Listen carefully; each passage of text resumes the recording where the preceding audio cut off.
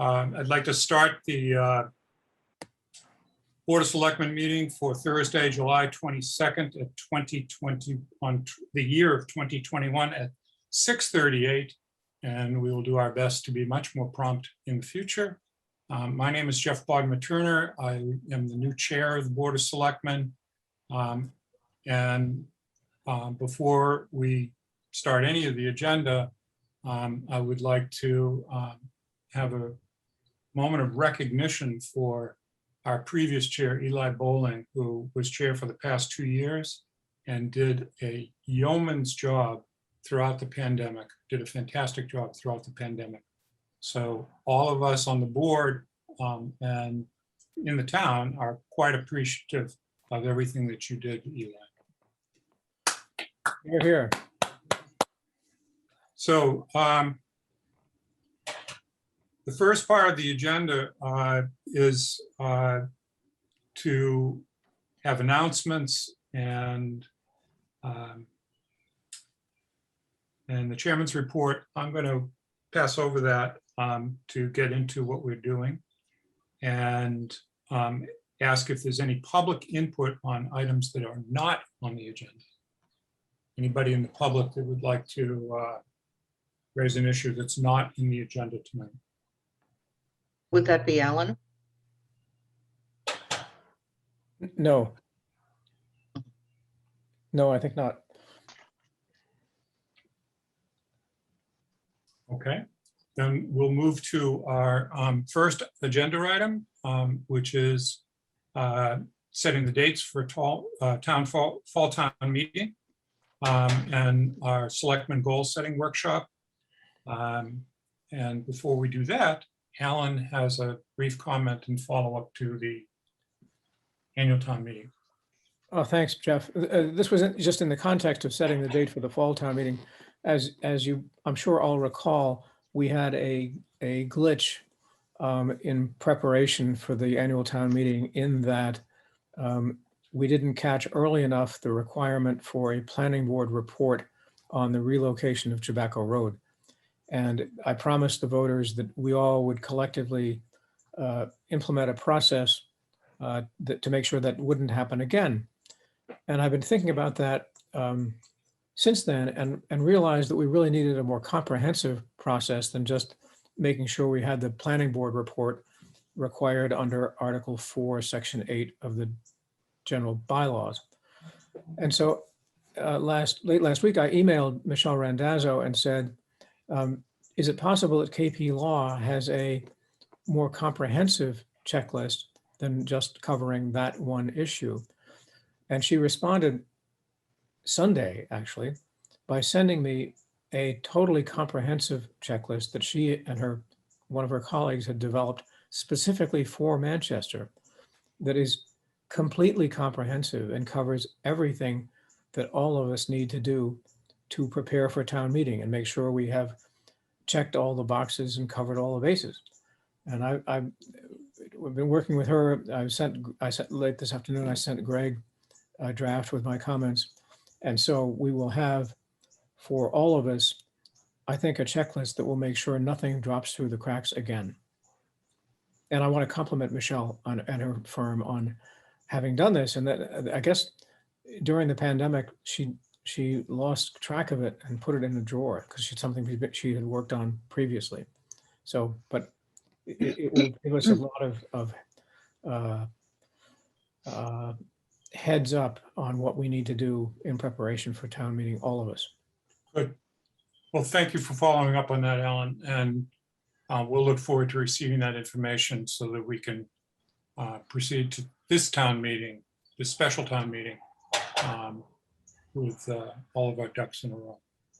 The only thing we have to do is make sure we keep this in front of our successors so that they don't lose the checklist. We're not going to entertain that you will have success in the near future. Okay, Jeff, thanks. Okay, so let's go to the scheduling of the date for the fall town meeting.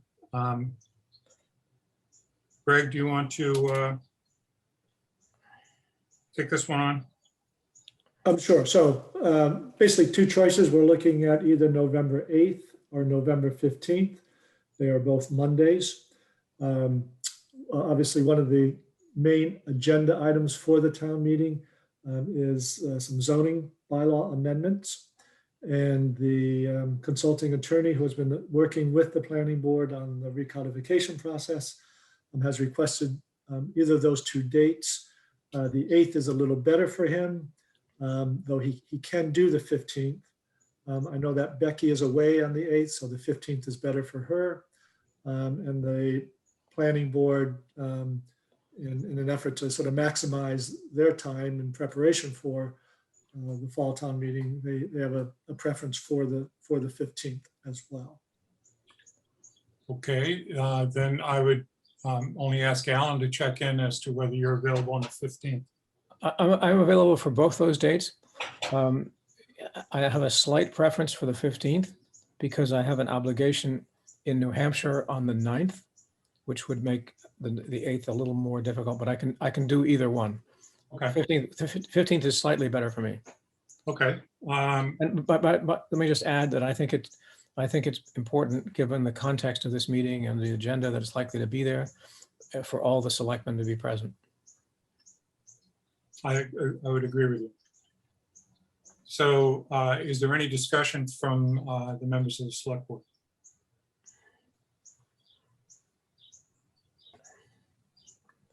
So I'm neutral on this. I could go with either the 8th or the 15th. I'd like to hear what other people's schedules are like. Jeff, like Eli, I'm flexible. Either day is fine with me. Either day is fine with me. Okay, so can I get a motion for scheduling the annual, not the annual, excuse me, the special fall town meeting for November 15th at 6:30 PM? So moved. Second, Any further discussion? Okay, we'll do a roll call vote. Ann, yes, Ms. Jakes, Yes. Mr. Brown, Yes. Eli, Yes. Mr. Quadraturno votes yes. All right, so the meeting will be held on November 15th. And we'll pass that information on to the planning board. The second meeting that we need to schedule. Jeff, excuse me, with your permission, I'm going to sign off for now. I'll be back for the dispatch discussion. You don't need my permission, Alan. You're the chair. See you later. Okay, thank you. The second item of that scheduling agenda is scheduling a goal-setting workshop for the Board of Selectmen. We need to do this sooner rather than later.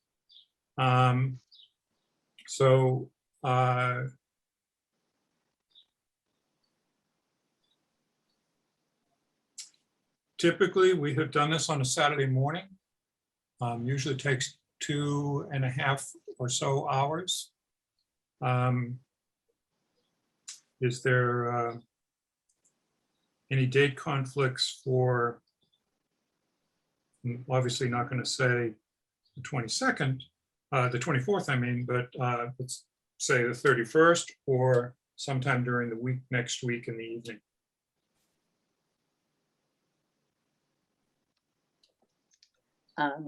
If I may, Yes, I am able to do the 31st. I have no available evenings next week.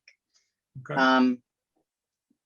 But Right. could do the following week during the day. I mean, the evening. okay.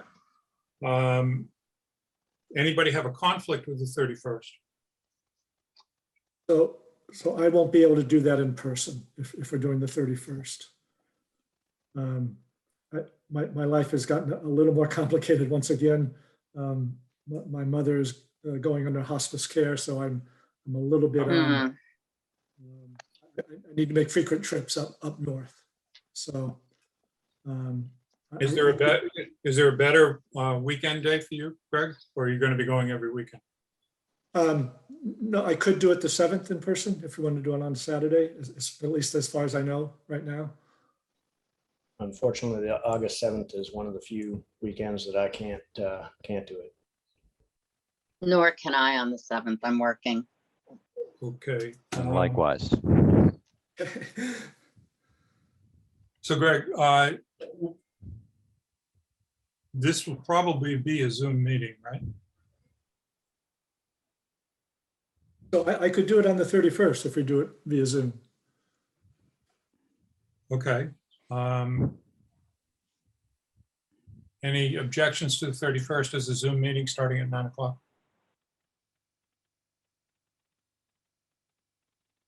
Okay. So I'd like a motion for a 9 a.m. meeting on the 31st of July for our annual board planning meeting. So moved. Second, Okay, so moved by Becky, seconded by John. Any further discussion? Okay, let's do a roll call vote. Ms. Jakes, Yes. Harrison, Yes. Mr. Round, yes. Mr. Bowling, Yes. Mr. Podmaturna votes yes, so that's a unanimous vote. Okay. We have board and committee appointments next on our agenda. And I can find my.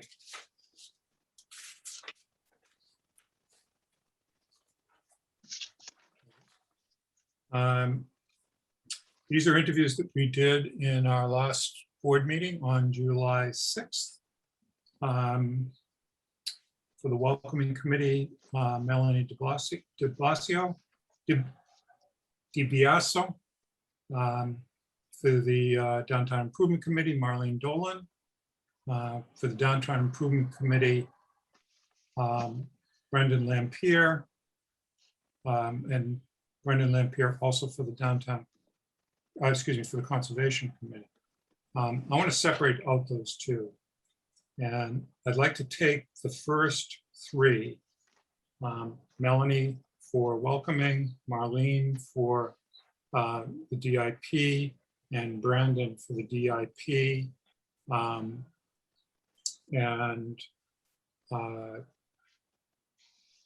And put forth a vote for those three candidates. I want to do the bike and pedestrian committee candidates separately. So can I get a motion for those three candidates for appointment to the various committees that they were specified for? I'll move Melanie DiBiaso, Marlene for a welcoming committee, Marlene Dolan for downtown improvement committee, and Brandon Lampier for the downtown improvement committee. Second. Okay, moved by Eli and seconded by Ann. May I, there's actually only one opening on the downtown improvement committee. There was an email that came in later. So there's only one opening because Carly Cook is she is staying on. So am I the only one? All right. Is that what the email said? That came in.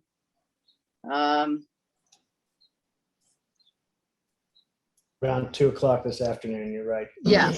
So there's actually only one opening on that. So I don't know how do we undo that motion? Okay, I'll withdraw my motion and I'll make a new motion. And my new motion.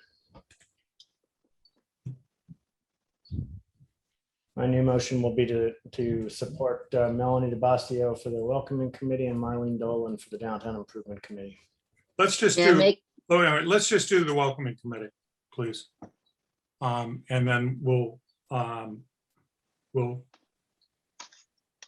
take votes for downtown improvement separately. All right. I'll may I withdraw make my the, last motion. I'll just make a motion for Melanie DiBiaso for the welcoming committee. may I make a friendly amendment to that? Or that, First I need the motion seconded. Second. Okay, so The motion is moved by Mr. Bowling and seconded by Ms. Harrison. Your friendly That- amendment. My friendly amendment is for the 2-year term, as was her preference, Melanie's. Accepted. I remember that now. Okay, Is that necessary, given that there's only one? There are 3 vacancies, On 1 the year, well. 2 year, and 3 years on the I'm well. sorry, I'm in the wrong committee. Okay, Yes. okay. So this is Melanie DeBasio for a 2-year term on the Welcoming Committee. Any further discussion? Okay, roll call vote. Ms. Jakes, yes, Mr. Round, Yes. Mr. Bowling, Yes. Ms. Harrison's. Yes. Okay, Mr. Bodmer Turner votes yes. Okay, now we have one of 2 candidates for Downtown Improvement Committee.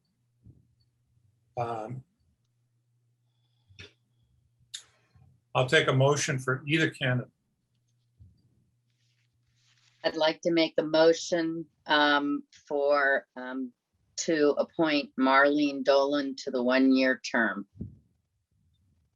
for Downtown Improvement Committee. I'll second. Okay, moved by Ms. Jakes and seconded by Mr. Bowling. Any further discussion? Now,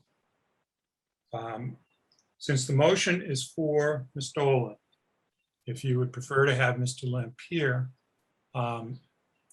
you can vote no. Right? And your votes, please. Ms. Harrison, Yes. Ms. Jakes, Yes, Mr. Round, Yes. Mr. Bowling, Yes. Mr. Bodmer Turner. I'm going to abstain. Okay, so that's 4 votes in favor, and Ms. Dolan has been appointed. Mr. Lampier is also interviewed for the Conservation Committee. But my understanding is that there are other candidates who have since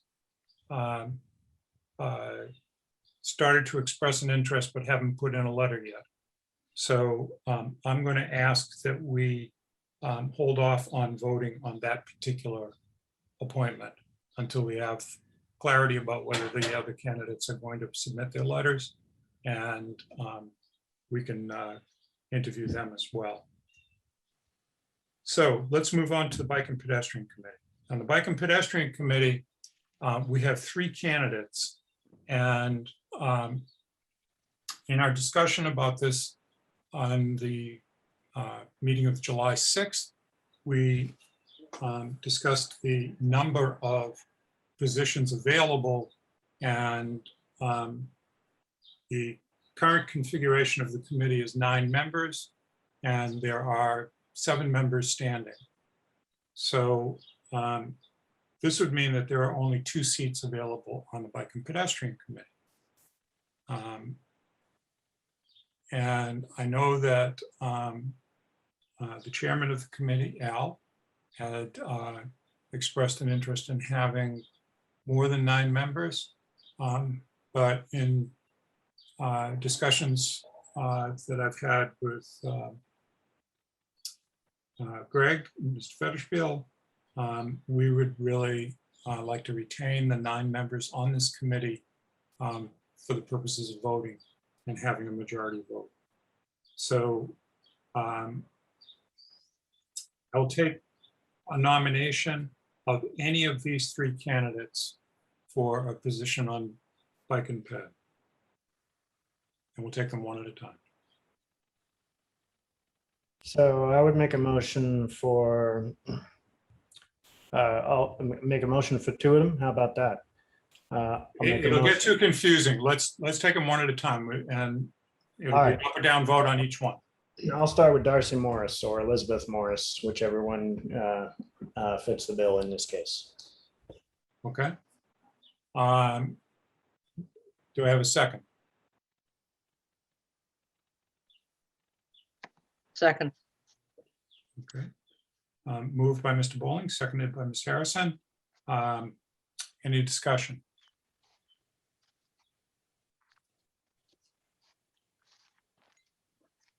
Becky, are you there? We've lost your video. Oh, sorry about that. Yes, I am. Okay, Don't know how that happened. all right. All right, so is there any discussion on Elizabeth Darcy Morris? Okay. So I'll take a vote. We'll start with Mr. Bowling, Yes. Mr. Round, Yes. Ms. Jakes, Yes, Ms. Harrison, yes, Mr. Bodmer Turner votes no. Okay, so now a nomination of either David Saunders or Jay DiBiase.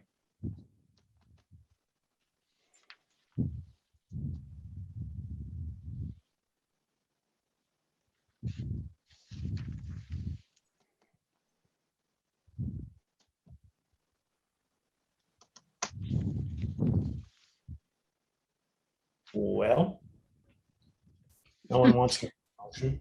I will make a motion for David Saunders. second, Moved by Mr. Bowling, seconded by Ms. Jakes. And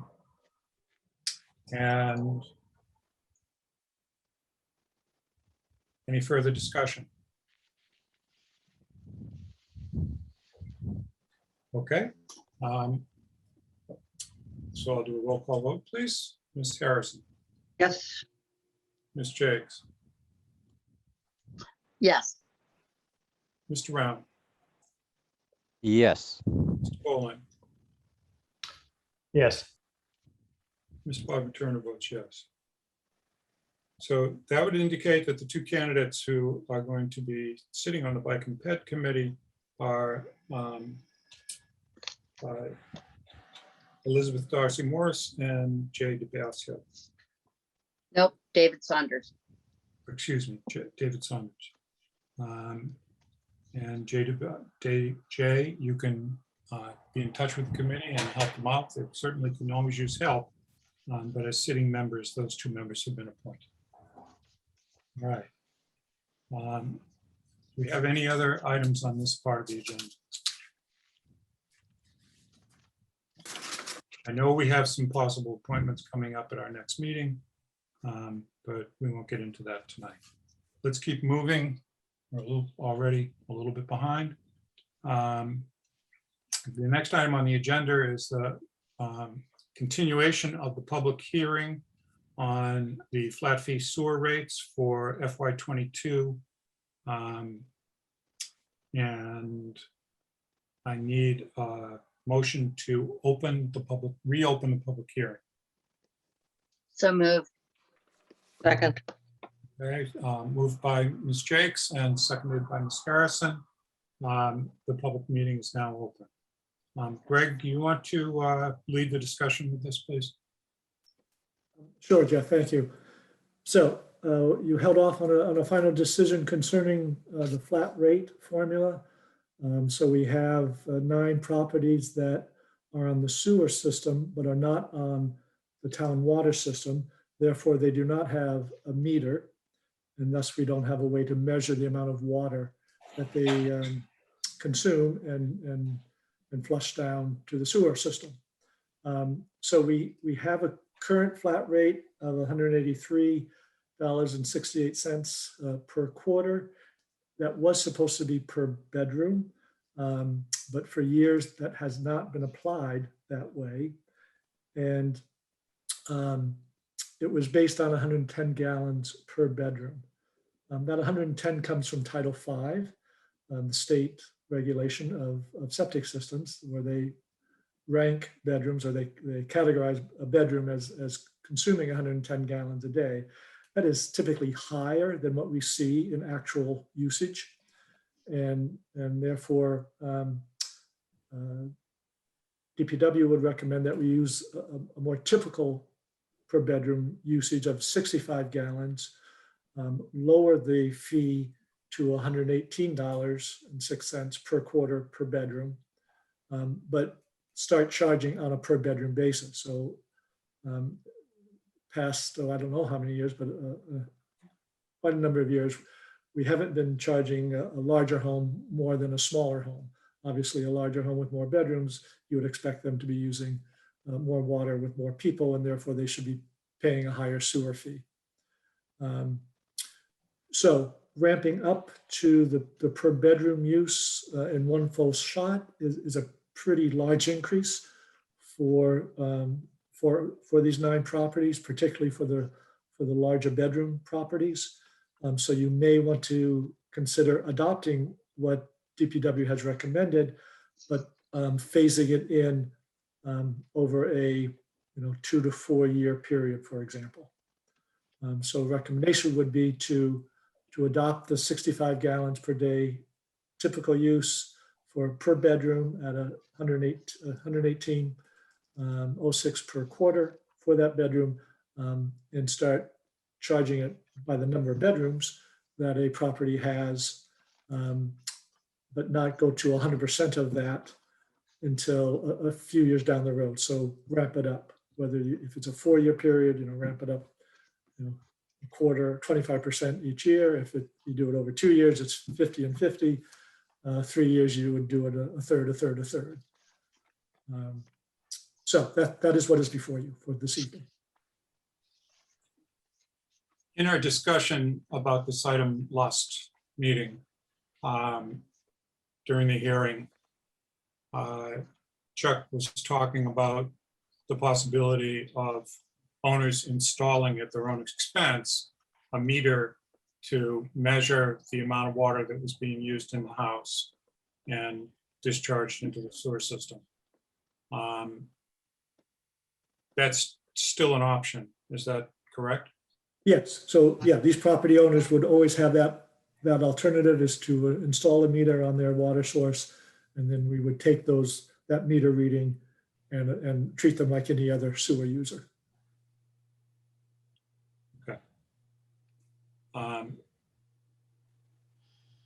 Okay, so I'd like any input from the board in regard to the proposal or the option of charging per bedroom per quarter $118.06, which is the equivalent of 65 gallons per day per bedroom. If I may, Jeff, Go ahead, Becky. I'm not sure we have Chuck on, but the 65 gallons per day per bedroom. I'm curious about that number, because I was doing a little looking into average water uses, and from what I found online, it was higher than that, what an estimated use was. But I'm not positive that I'm comparing apples to apples with the numbers I'm looking at. So I was just curious how the 65 gallons per day per bedroom was arrived at. I'm here. Can you hear me? Oh, hey, Chuck. Yes. Hello. Sorry, no video tonight.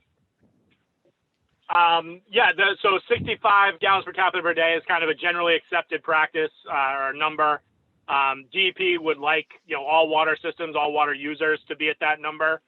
But, you're right that Manchester, if you've been looking at like our annual statistical reports, are a little bit higher than that. But keep in mind, it's a residential per capita per day number that sometimes, whether or not you have an irrigation meter or something like that would not necessarily be reflected in that number.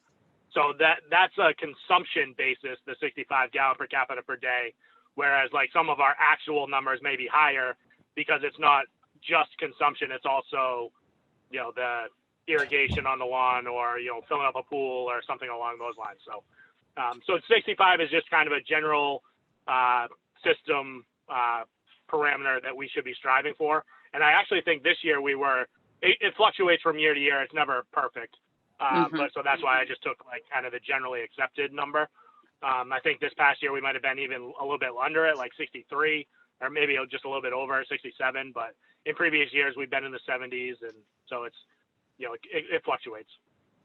Okay, thank you very much. I do remember you talking about the different ways you could break out irrigation from other use, but thank you, Chuck. I appreciate that. And keep in mind, irrigation doesn't go down the sewer, so it's not like we need to, include that in the number that we're billing these residents. One way Thank to you. sort of filter out the irrigation numbers, Becky, is to actually look at the January billable usage. And if you look at the January, the winter month billable usages, typically it would appear that the residential numbers are under 65 gallons per capita. So I think that number is conservative. Great, thank you very much. Certainly better than 110. Yeah. Jeff, I have a question for Chuck. Okay. Chuck, if residents want to put in a meter, is that an expensive undertaking? A meter that then connects with us that we can monitor it somehow? Do you know in general? In general, I mean, my proposal would be to, like, we would give them the meter. We buy and sell meters at the water department. So I would say that we would give them the meter. We would ask them to hire their own plumber and have their own plumber install it. So, plumbers are not cheap either, but you should be able to do that kind of job for under $1,000, I would think. And the meter and MXU to the town, depending on the size of the meter, but the smaller ones for residential use are usually in the couple $100 range. So we're kicking in a little bit on our end if we do that. Okay. I'm just looking at these numbers, and of course I think most of us probably then said, well, what are my numbers?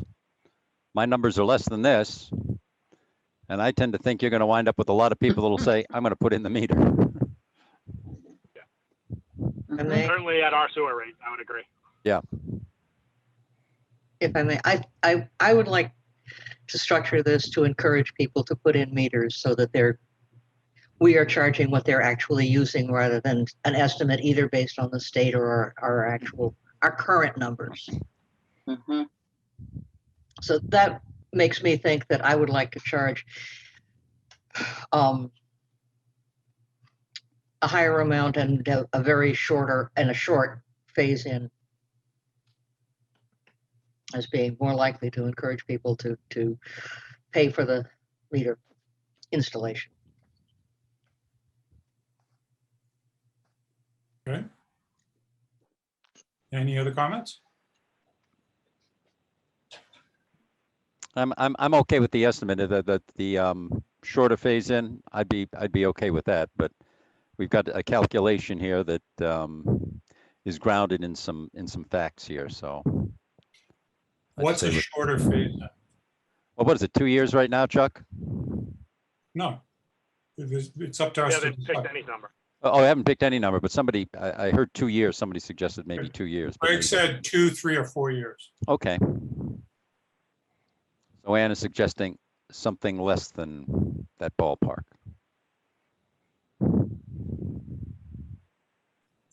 2 would be fine because it takes a while to get organized to get the plumber in, but I think both the town and the customers would be better served by moving them toward actual metered usage. In terms of implementation. We can also send out a letter to, kind of tell people, give them a heads up before they open the bill. So, we can offer that in the letter, like, please consider, getting a plumber and putting on a meter. In terms of implementation, Chuck, I think, as I recall from our last hearing on this, last meeting about this, you said that the bills are going out and it would not be in this bill cycle, but in the next bill cycle that these rates would actually start to be implemented. Correct. That's correct. So when would that be? I think the next time we read is August for a September bill, but I don't have it committed to memory. Okay, so if we read for August, in August for September, the earliest of this would then be a December bill or a January bill. I guess I was thinking September, but yeah, you could skip that one. Skip that bill if that's what you mean. Okay, at least that gives people an opportunity, because finding tradesmen right now is not an easy deal. Okay, any other comments from the board? Okay, so one thing that was mentioned at the last meeting was getting in touch with these 9 households so that, so that they could Yes, hear our deliberations.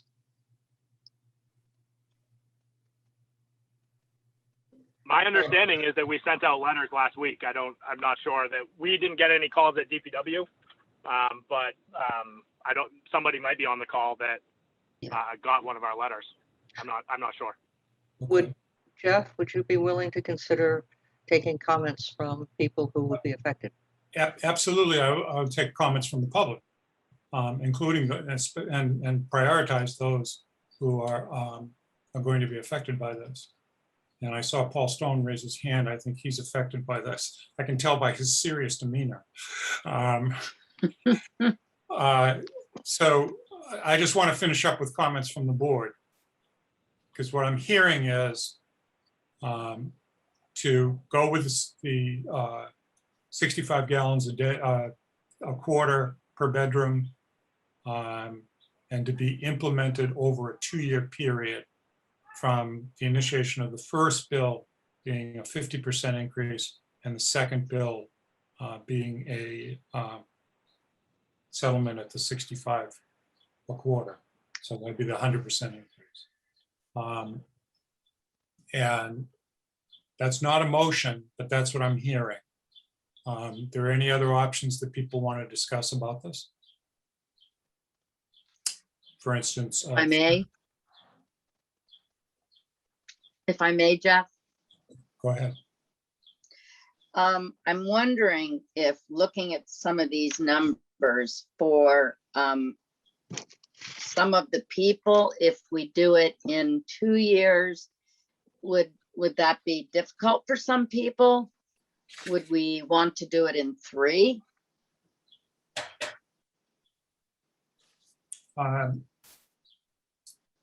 That was the concern that was raised, particularly for the people who have multiple bedrooms. Not just multiple Right. bedrooms, but I think the largest property on this list had 9 bedrooms. I don't think it really catches up until you get up to the largest property, and there would be Mhm. plenty of lead time to line up a plumber to install a meter to mitigate the fixed flat rate fee, if that's an issue for them. Okay, What's plenty of thank time? you. Eli, I'm not sure what you're referring to when you say what's plenty of time.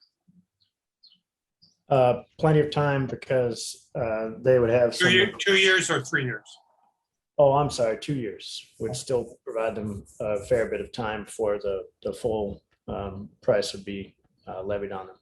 Okay, in the interest of moving this along, I'd like to get a motion so that when we start public discussion, the public will know what we're going to be voting on. All right, I make a motion to support the, get back to that screen. The $118.06 per quarter per bedroom flat fee for flat sewer rate prorated over a 2-year period. Second, So moved by Mr. Pauling and seconded by Ms. Jakes. I'd like to open it up to the public for any comments that they may have. And Mr. Stone, if you would like to start. I'd like to say that I think that's very fair. And in my case, I do have a 4-bedroom house and there's only 2 people living in the house and we don't use a lot of water. So I would like to be on the same rate that everyone else pays in town. And I don't have a problem as far as the time is concerned, because I can get a plumber fairly quickly. My only question is, how does that transmit the information to the town? The meter, is it on a battery or something that puts out a radio signal or something like that? Mr. Dam? Yep. So we have, it's actually two pieces of equipment that we would provide to your plumber. We have a meter which reads the actual usage, but then there is an MXU unit that's attached to the outside of the house. And there's a wire that needs to be run between the meter itself and the MXU. So, if you start looking now, you'll see them probably around town or on, other neighbors' houses where there's like a little white box that sits on the outside of the house. And that's, we drive by, and the truck that drives by reads the MXU, which is getting the number. And then that's what we use to generate the bill. Okay, So, that's the deal. And all the plumbers in town are, generally aware of how that works and shouldn't okay, have any issue. And Chuck, that could be, that meter, excuse me, the MXX could be installed by the plumber. It doesn't require an electrician to install. Correct. Yep. Okay, And sometimes the plumber will just leave the wire, and the water department will be the one that actually finishes the wire to the MXU. okay, So it's all right. for 9 to worry. Okay, I would like to recognize Sandy. Sandy, could you give us your full name and your address? Hi, Sandy Rogers, excuse me, 82 Old Essex Road. A little while back, we got a notification. We have a meter in our driveway that I guess is defunct, and we're going to have to install a meter. And just like Paul had said, we're a household of two that actually just installed a whole new system, so we would use even less water. So we don't use very much water. The question is if you're going to be mandating, suggesting, whatever you want to call it, a meter, if there's something that you can do to either work with some of the plumbers in town to know that there's going to be sort of a volume that maybe there can be some type of negotiation you can do to help people push them toward the meters and help people that have to pay for them to get them done, because depending on the situation, there may be more costs than expected in the timeline and enough warning regarding this for just one quarter where this starts to hit. So that's just basically a recommendation that if there's any type of heads up and any type of negotiation you can help, that would be great, because Okay, I don't Sandy, know why something was approved prior to us owning the house the way that it was set up. okay, let me just clarify that we're not requiring anyone in this flat rate area of the building to install a meter. That's up to them. And the flat rate is what we're voting on, is a flat rate. But the flat These rate should houses be that are not large for metered- people. Yeah, Let me finish. yeah, For okay. these houses that are not metered at this point at all. And if they desire to have an accurate reading of what they're using, as Paul said that he was, then they could install a meter. How many people in town don't have meters? I believe it's 9. Am I accurate on that, Greg? That's correct. Okay, yes, it's 9 households. Okay, I guess who should someone follow up with to know that they're on this list if they didn't get any notification before now? If you don't have a meter and you're unwell, Oh, this is only well. I thought it was sewer. Okay, no, this is the water itself coming into the house. Jeff, okay. Jeff, if I may, Who is that? that's me, Ann. Oh, I'm sorry, I didn't see it. Go ahead.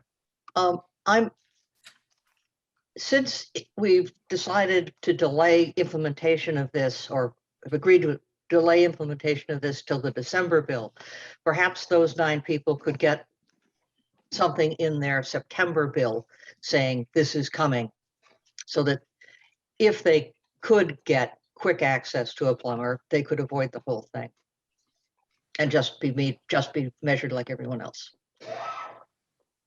And I think that's what Chuck was saying that he was planning on doing. Okay. That in the September bill, he's going to send out the notice. Okay. Is there any other public comment on this issue? Thank I you, just- Sandy, and thank you, Paul. I just have one clarification, Jeff, if I may.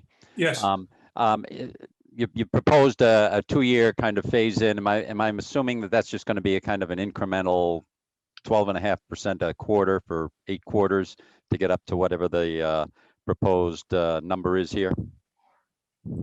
Or you did not define anything? it wasn't defined in the motion, and that's what would be the actual action. Chuck, Greg, let me take that to Greg. Greg, But we could certainly do that, just take all the quarters and ramp it up. Just straight line Yeah. increments, so people Just straight know line increment. this is what's happening. Okay. I think that's the simplest way to do it, yes. Yep. okay, so this would be done on Sorry, the I'm floor. off, but I'm back. I beg your pardon? Chuck? Sorry, I was just saying I dropped the call, but I'm back on now if there's any other questions. But Okay, I'm so caught up. in terms of the implementation, Chuck, we were just talking about in each bill going up 1/8 towards the second year goal of 100%. Yep, not a problem. Okay. Any other comments from the public? Okay, point of order, I believe we have to close the public hearing first and then take our vote. Move to close the public hearing on sewer Second. rates. Okay, to close the public hearing, it's moved by Ms. Harrison and seconded by Ms. Jakes. And let's do a roll call vote. Mr. Round, Yes. Ms. Jakes, Yes. Mr. Bowling, Yes.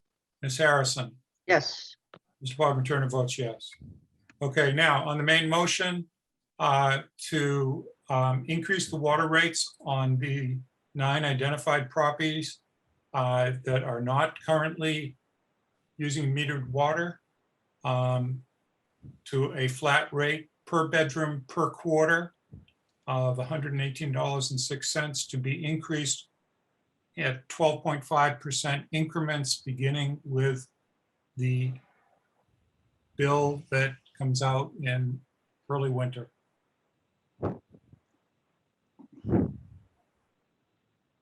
That's the motion that we have before us. Any further discussion? Okay, I'm going to take a roll call vote. Mr. Bowling, Yes. Ms. Harrison, yes, Ms. Jakes, Yes. Mr. Round, Yes. Mr. Bonmaterna votes yes. Okay.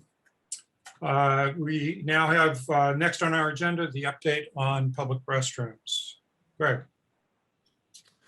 So actually making some good progress on a couple of fronts. First of all, extra porta potty at Masco. A little delay in getting some of the signage up, but signs are getting up for that. And we are working on the new walkway from the town hall parking lot out to Beach Street using generosity of First Parish Church. So we started construction on that this week. And we have an ability to put a trailer with two restrooms that are fully flushed and have water to them and water to the sink and with electricity on that path as you go past the sewer plant. And so we're able to easily hook in to water and electricity from the sewer plant So that is going forward, and we can have that operational next week if you give the green light for that. And then thirdly, we have been in touch with some folks at Harbor Point, particularly Bravo by the Sea, the pizza place, and working with them to have a smaller unit. It would also be a flushable unit with its own self-contained water, so it doesn't have as the capacity as the other unit, but it is something that could be used and be placed in the Harbor Point parking lot as another option as well. So again, if those are agreeable to you, we can move forward with those, hopefully by the end of next week, if not the first of the following, and have those functional. And assuming we want those to run, through September, we can see what kind of volume they're getting, and whether or not sort of watch weather and see how long into the fall we might go. I couldn't imagine going past Columbus Day weekend, but we might go as far as that if the weather holds. So these aren't cheap. There's a cost involved. It's for the unit at the sewer plant with pumping out that unit a few times a week.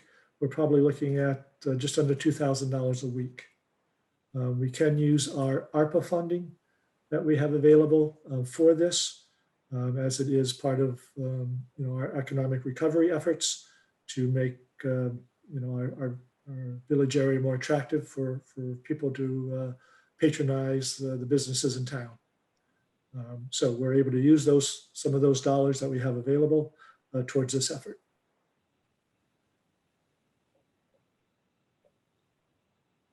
Okay, are there any questions from the board?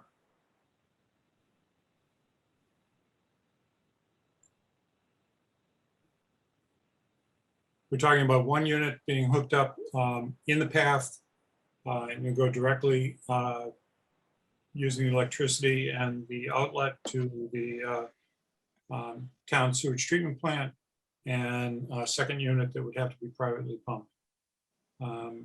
Is that correct, Greg? So it'd be on the private property, the second unit. We can, again, use our ARPA funding for that, but we would ask that the property owners in that complex help us monitor and make sure that the unit is not overflowing. In particular, close it down when it is full. Yep.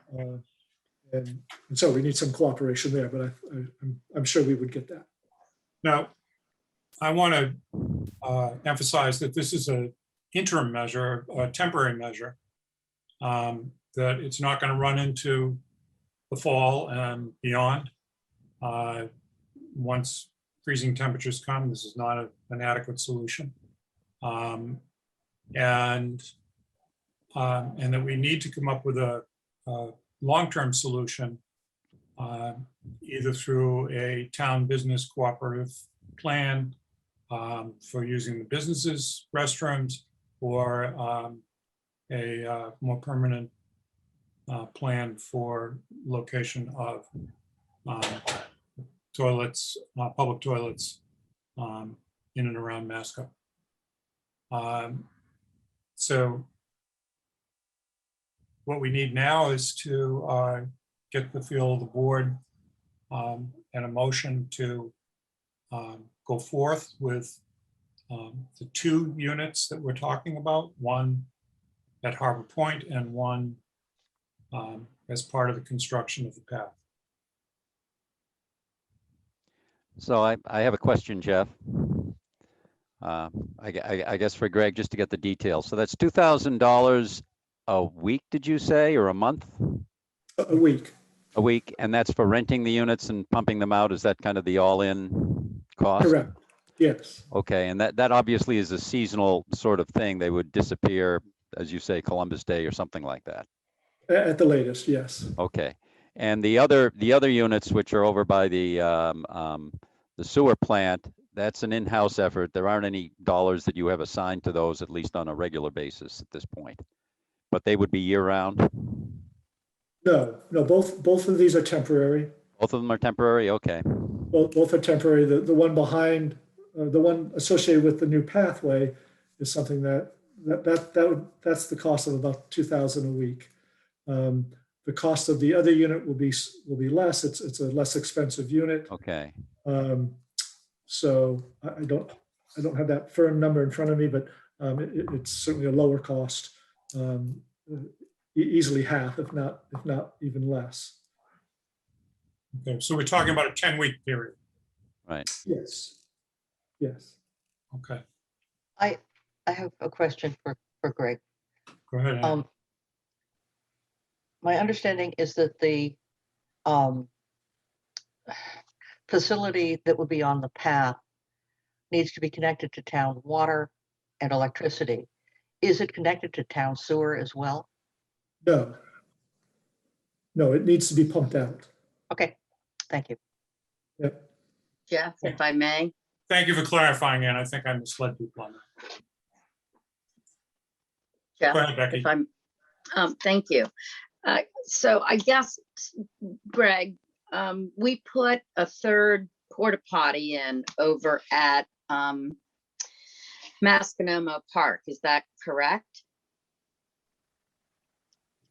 Yeah, a second or a third. I actually haven't been out to see it. I have, it's third. Yeah, okay. So my question is, if we're having one facility put on the path and we have the 3 over at Masco, do we need another in the parking lot at Harbor Point when everybody, merchants and restaurateurs, are very concerned with a lack of parking? Right, so that's a concern and something to consider. I mean, if we're already paying for 3 porta potties plus the facility at the path, that kind of covers both end of things as well as the bathhouse down at the beach. So we've kind of got the 3 big points covered, as opposed to adding another in the parking at Harbor Point, is my feeling.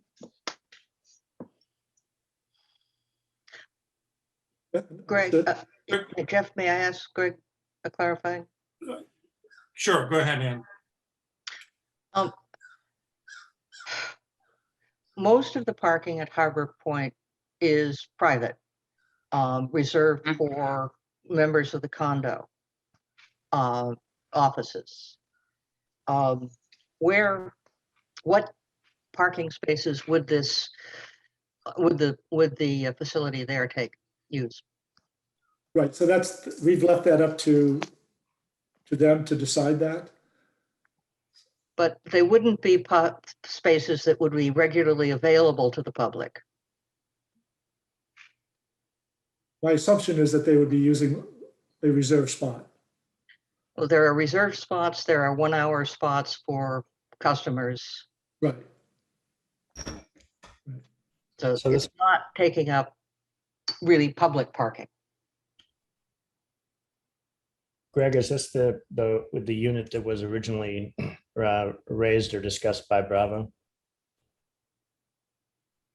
The unit that we're putting near the sewer plant is the one that is proposed for their location does not require a water connection or electric connection, so that it is much easier to install. So it's all self-contained. It has its own freshwater holding tank as well as the black water holding tank. Sorry, I think you may have misunderstood me. Originally, Bravo by the Sea had proposed taking one of their spots and putting a unit in their spot. Is this unit that we're talking about for harbor parking space in a lot the same as that one or different from that one? Yeah, it'd be the same as that one. I don't know if it's a different location as originally proposed, but it would be the same as that one, yes. And originally proposed, the merchants were willing to trade off one of their spots to get this unit put in place. Correct, yes. I'd like to move this along, if we could. That would require a motion to authorize the town administrator to move forward with plans for 2 temporary toilet facilities in the locations of the pathway between downtown and the town hall parking lot, and in cooperation with the owner of Harbor Point in the Harbor Point parking lot. I'll make that motion. Okay, do I have a second? I'll second it. Okay, so it comes from, moved by Mr. Bowling and seconded by Mr. Round. May I make a friendly amendment Go ahead. that the installation of those units include clear public signage? Accepted. All right. Any further discussion? Okay, it's a vote. Mr. Round, Yes. Ms. Jakes, Yes. Ms. Harrison, Yes, Mr. Bowling, Yes. Mr. Bobby Turner votes yes. Okay, the next item on the agenda is the discussion of the pump track proposal. Jeff, if I could, just very quickly, Jeff, I just want to thank Chuck and Sonia for a lot of legwork on trying to track down all these different options. It was surprisingly difficult, but I just want to throw that out there. And we duly note that both of them do a lot of hard work to bring us options that we debate for 15 or 20 minutes and decide on. And the clarity of those options is due to all the hard work that they do. So we thank them. The next item on the agenda is the discussion of the pump track. For those of you that are joining us for the dispatch forum, we're running a little bit behind. I'm going to try and keep this pump track proposal very clearly identified and focused. And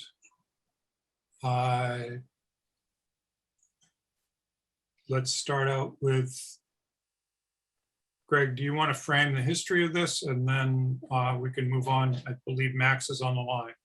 So Sure. So Max Warnick came forward with the concept of building a pump track, which is basically some dirt berms in a figure 8 layout that people on bikes use to maneuver around and practice their agility and biking skills on.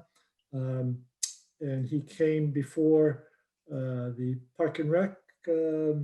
Oh boy, it's been a while now, maybe a year or so ago. With this proposal, Park and Rec had some concerns about it. They were trying to find a location, and they were concerned basically that this would be something that would fall into their laps and their responsibility. Max, so they recommended not going forward with it. A recommendation back to you. At that time, the board didn't act on it one way or the other. And so it's kind of left hanging in limbo there.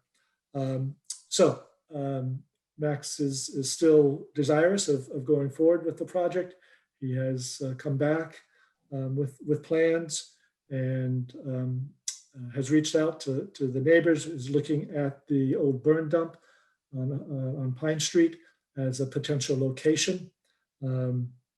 Again, bringing in dirt to shape the berms for the configuration. I think it's like a 60 by 40 foot layout in that range of space, and sees it as something that can be temporary, can be removed if it no longer is in use, or if a new use for that site comes into play. And I think he sees it as something that can be monitored and maintained by him and his compatriots who enjoy biking and practicing on such a track. So it's back before you to make a final decision as to whether or not it is something you would like to encourage the Park and Rec to work with Max and his friends on this, or not. So it just needs a definitive decision. Okay. Let's try and keep our questions really focused. Are there any questions of the board? Okay. Max, would you like to add a brief statement to what Mr. Fetterspiel just put in there? Yeah, so one quick thing, I did contact 10 abutters around the burn dump site. I only got 2 responses. They've been out for over 2 weeks now. One was worried about parking situation, which we got more information on. And one was worried about how this would interact with the U12 soccer fields that they were told were going in. And that was the other concern. And I can say planning if this goes through, but in the name of speed, I can not say it if you just want to move ahead. I didn't catch the last part of that, Max. Should I say the plan, or would you like just to move ahead? How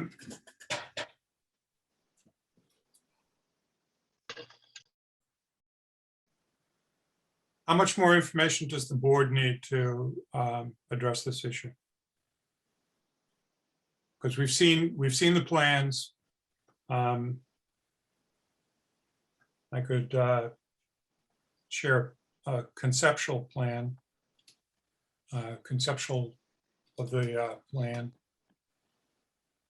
Let's see. While you're doing that, I'll ask a quick question of Greg, if I may. Go ahead.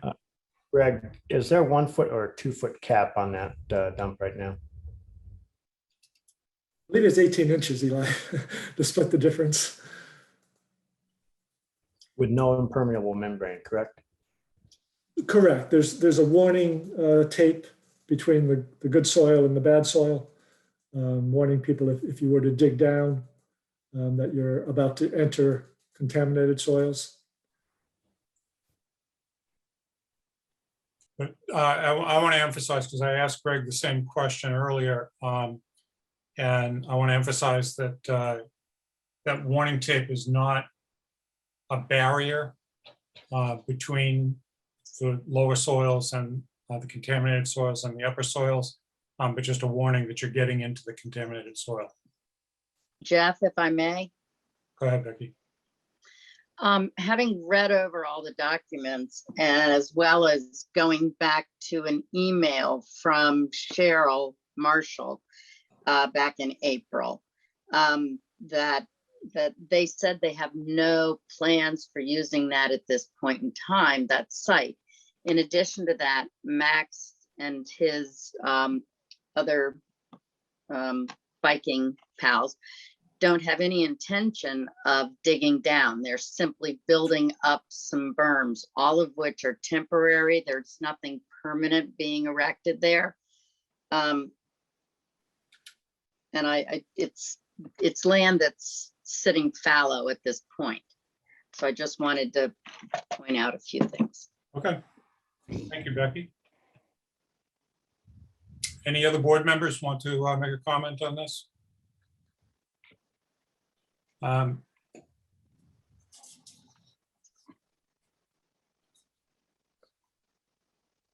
have several comments, which are that this is not going to have any kind of bathroom facility, given the discussion we just had. And there's not going to be any available, there's not going to be very much at all in terms of parking, because you'd have to be off the road. And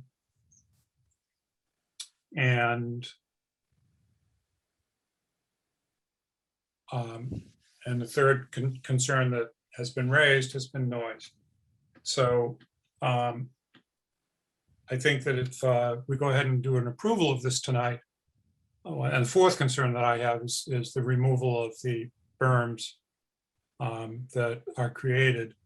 And Max has said that he and his friends will take it all down and level it out, spread the dirt. That's going to be something that's going to be of great concern to the town if we have to hire somebody to level it out for the reason that it was just abandoned. So can you respond to that last concern, Max? So responding to a couple of them, first off, bathrooms, there are other parks and places in town that don't have bathrooms. I understand it's preferable to have bathrooms, but I don't think that's a end all be all if other parks in town don't. Secondly, I did speak with Chief Fitzgerald about parking, who spoke with the town clerk. There's parking along the road near it, so that they obviously wouldn't be parking on the dump itself, but there is room if people need to park. And further down Pine Street, people do park to ride in the woods there. So, and most people, I believe, would be riding there on their bikes. So that's the other thing. With you saying taking it down, there's not a ton I can say about how it, or like guaranteeing. I don't know if there's some way to guarantee it, but you obviously, it's a track skid steer that could take it down in maybe an hour tops. And if left to its own, it would just flatten out.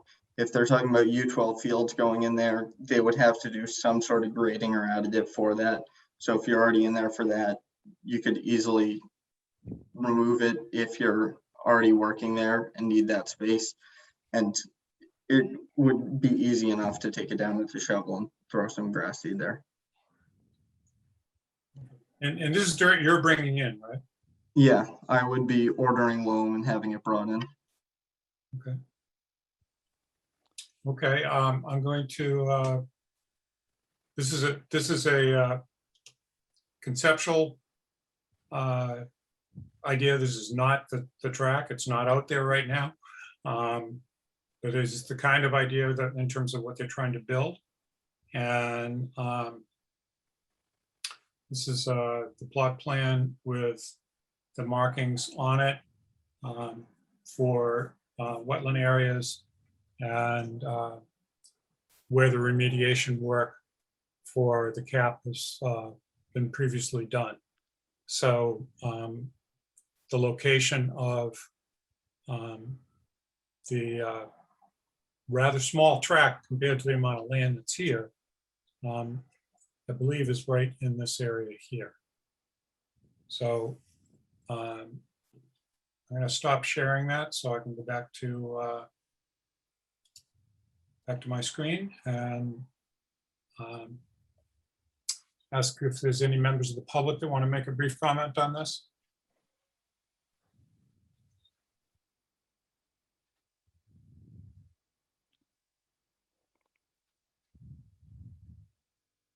Okay. Does any member of the board wish to make a comment about hours of use?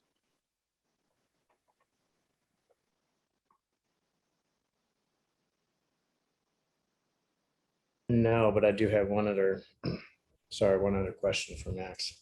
Sure. So the use of the pump track, they're going to be riding on the berms, jumping off the berms. They'll also be riding on the grass and presumably in some cases coming off the berms and landing on the grass with the existing cap. Is that correct?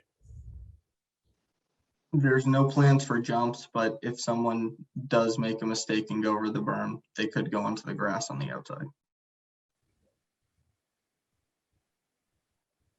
You don't typically think that they would be coming off the berms onto the grass at speed? No, I don't expect people to be doing that. The only grass they would be interacting with is on their way up to the pump track from the road. All right, so my concern is erosion of the cap by repeated rides. And what happens if people get into the tape and what the liability to the town is if that does happen and how it's going to get monitored. I'm not sure that that's a deal stopper for me, but it's a concern for me. So one thing about erosion, when we put in the berms and things, we're going to be putting down grass seed and things to hopefully decrease that on the outside of it. We can increase or set some sort of path where we lay down loam on the way in, but I don't expect erosion to be huge based on the riding. And that's where the riders themselves and local organizations, if used, would be maintaining it. And if you see large divots forming, they would be filling them in. Yeah, but the thing is, underneath those large divots is a huge liability for the town. I don't expect there to be large divots forming. But if we can ride through 18 inches of soil, there could be an issue. You are correct.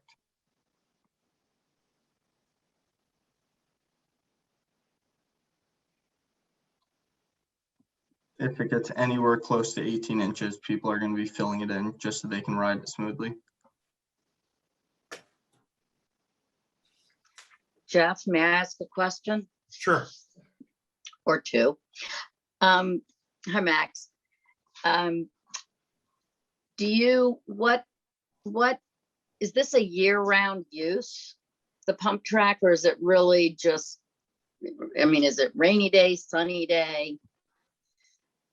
And how many people would you anticipate using it, say, in a week? So at once, the pump track can probably hold 4 to 5 people maximum. I'm guessing a week, it might be anywhere from 20 to 50 people riding it. And your first question about seasonal usage, it would mostly be used in the summer. I could see spring and fall, but rainy days are probably not going to be fun to ride on it because, like any dirt, it's going to be muddy. And winter, I don't see anyone shoveling it out. Like mountain biking in town, it mostly ends during the winter other than fat bikes. And this would not be a fun thing to ride in the winter. So I couldn't see it before snowfall, basically. Thank you. All right, Jeff, I have a couple of questions for Max. So Max, you're building on the surface that's there. You're not digging down. You're just bringing in some dirt. And how are these berms going to be built? Have you got some sort of you're going to have some sort of construction guy or somebody come in to do that? Or how is that going to be handled? Because those berms are what, maybe 3 feet high? Yeah, so what happened is, I forget how long ago, maybe a year and a half, I put out petitions to people in town at the bike shop and everything. So there's some people on that said that they would do work on it. So if this is approved, I would then start sending out emails to say, hey, I'm going to be building it now. Please come and volunteer your time then. And there's also groups locally that would help, like it would be NEMBA, MECT, Bike and Pedestrian Committee, and people of that such. Okay, so you're kind of recruiting people to help with, I don't know, shovels and push things around, push the dirt around, which would be dumped, I guess, in strategic spots. So it's minimum amount of hauling, but you're building it manually. Yep. Okay.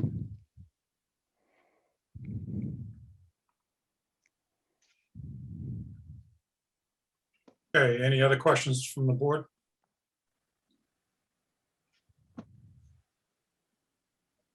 Any questions from the public?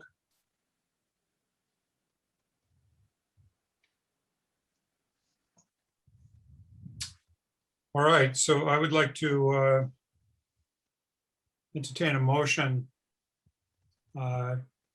giving permission to go ahead with the building of a pump track on the burn dump site. And I think that one one expense of the town to this would be putting a sign up in terms of usage that says that if there's any problems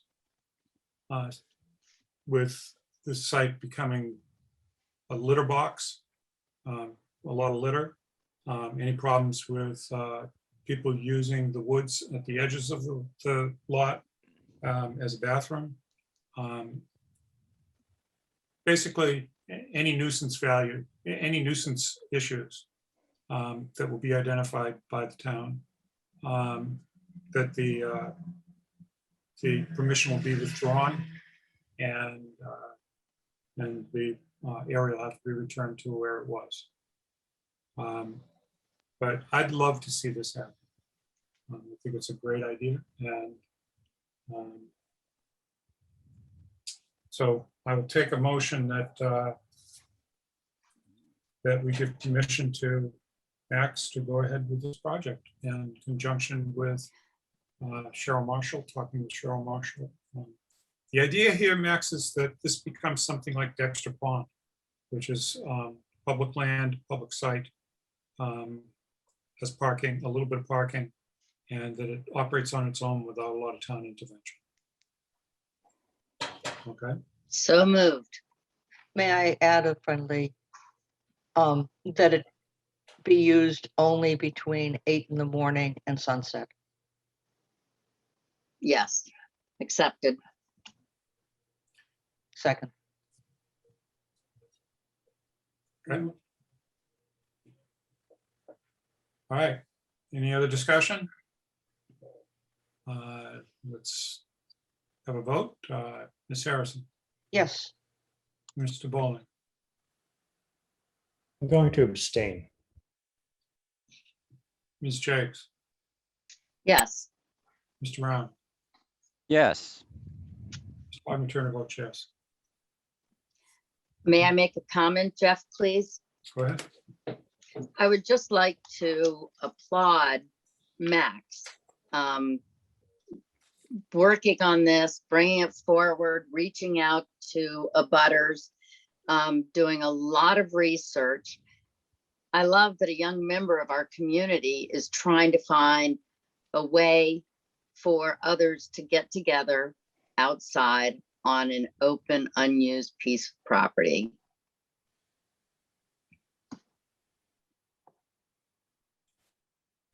I definitely support that comment, Becky. Okay, Max. I think your next step would be to talk with Cheryl Marshall and Mr. Fetishville about what the contents of that sign would be and the hours of operation, and to get going. Thank you. You're welcome. Thank you for persisting. Okay. Those are the items that, other than the consent agenda, that we had on tonight's agenda, and prior to the dispatch forum. And so we're going to enter into a public forum on dispatch. And to do that, I'm going to do an introduction. And I'm going to share my screen to do that. Just hang on with me for just one moment.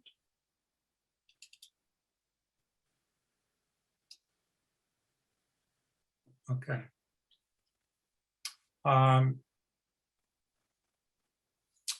We're going to be talking about public safety dispatch options. And this has been a much discussed topic in the town. I think the history of it has been gone over a number of times. It started in, I believe, 2002 or 3, when the first discussions about forming a coalition of towns to create a regional dispatch was done. And it's proceeded with several, many public hearings, many consultants, different recommendations at different times. Recommendation is not to join when it was under the Essex Sheriff's Department. And recommendations to join. I should add tonight that our FinCom has had their own meeting on this particular issue and is entered a recommendation, which I'll get to at the end of this slideshow. So as an overview, and I want to be able to,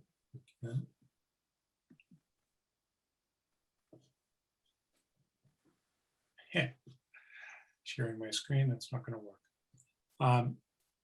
Okay, currently our in-house operations, and I know that Todd Fitzgerald and Chief Cleary are on the call.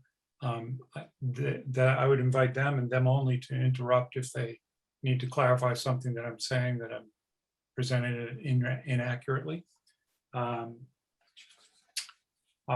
We have one dispatcher on duty 24/7.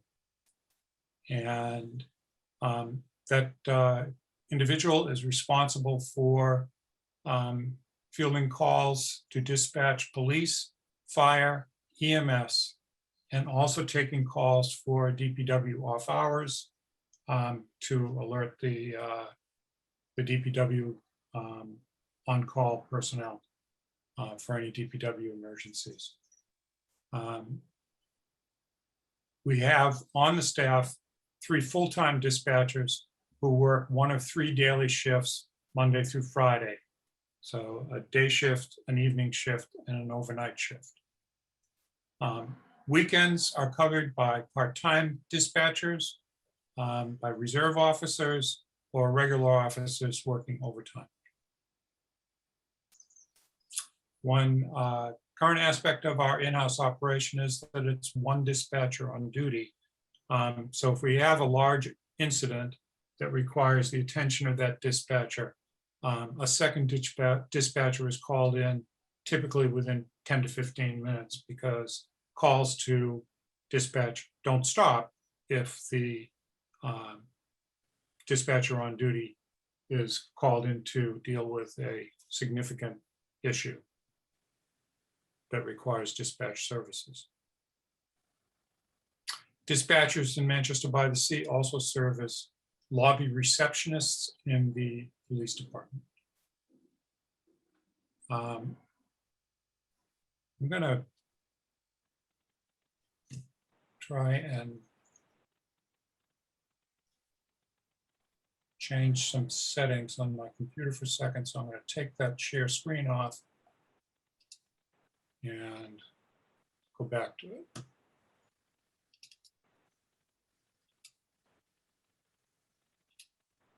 Yeah, that didn't help. Covered over. Okay, so operating costs are currently $391,612. There is an annual software licensing fee of $15,000. And there is a 911 state grant to offset training, and that grant is for $70,840.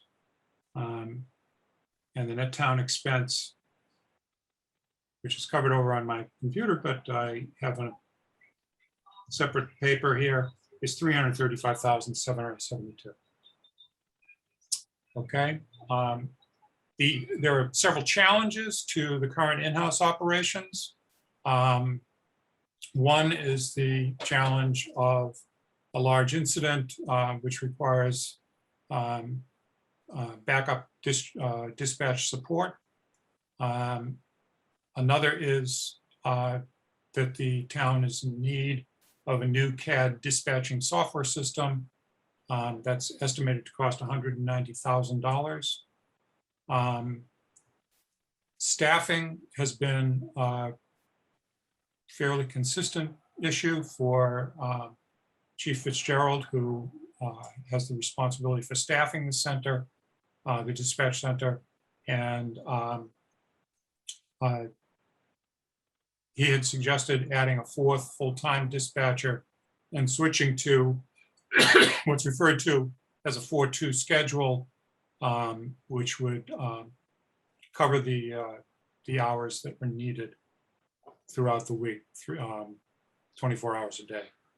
The cost of that is the salary and benefits for one full-time equivalent dispatcher, less the part-time overtime expenses that are currently incurred to cover uncovered shifts. There are equipment upgrades that are on the horizon. Some equipment has been recently upgraded in the last few years, but there's more equipment that needs to be upgraded. And the estimated cost for that is $60,000. And the other in-house challenge is maintaining training of existing staff, new staff,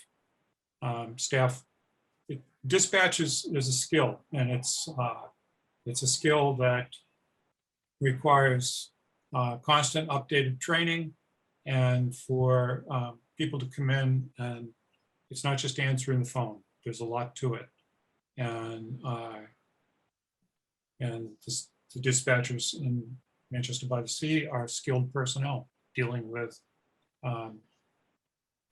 both crisis and non-crisis situations. Okay. The North Shore Regional 911, formerly referred to as the EREC, the Essex County Regional Communications Center, I believe, is now under the auspices of the state of Massachusetts and funded through the state budget. Their services are offered to currently 5 towns in Essex County. And those 5 towns compose a population of about 40,000 people.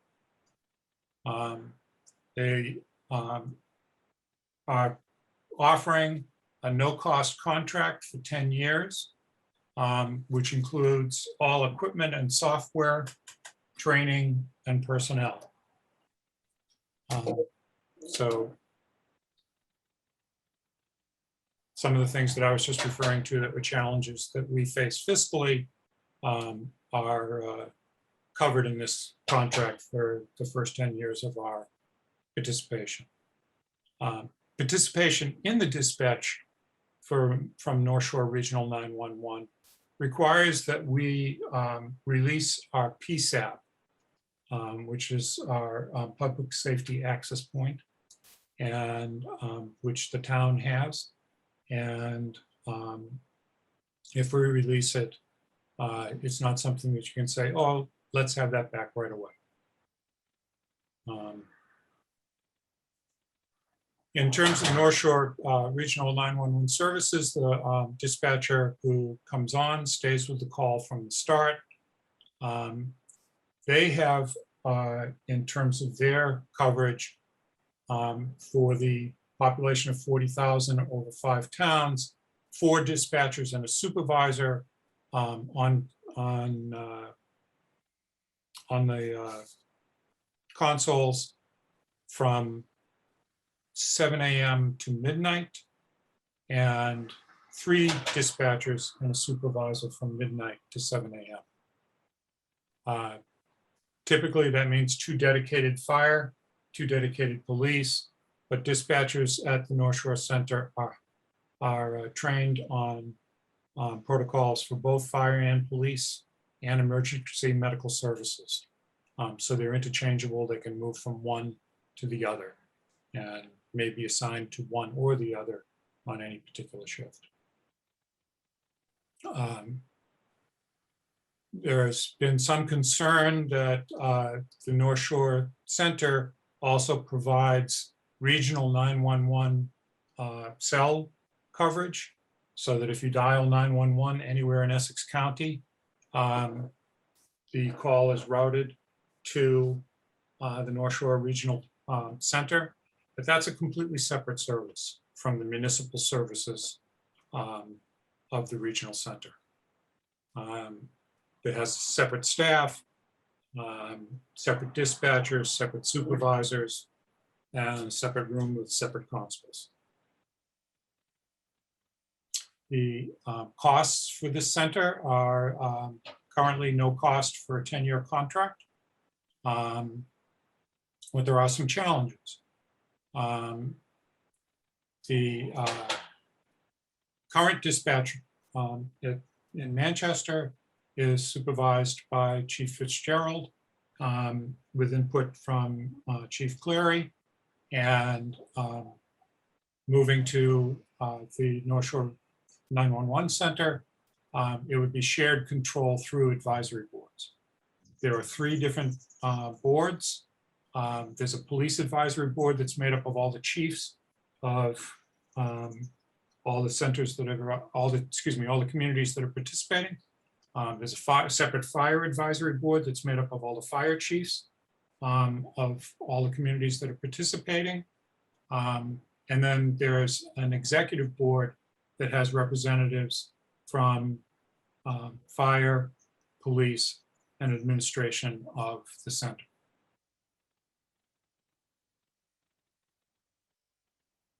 One of the big challenges that we face in moving to the North Shore regional option is been most often quoted as having a change in the small town feel of our current dispatch operation.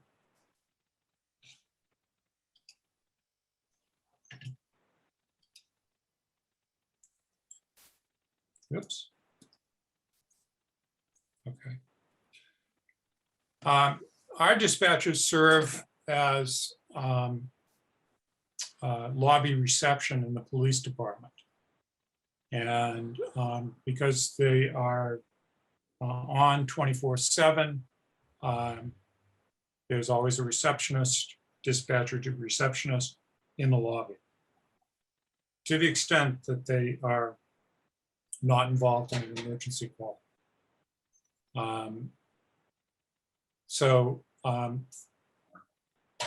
Covering the lobby, if we were to move to Regional 911, would not require, but raise the issue of having someone who's a receptionist for walk-ins in the police station, which average about 1.3 walk-ins per day, 7 days a week. So it's just a little over 1 a day.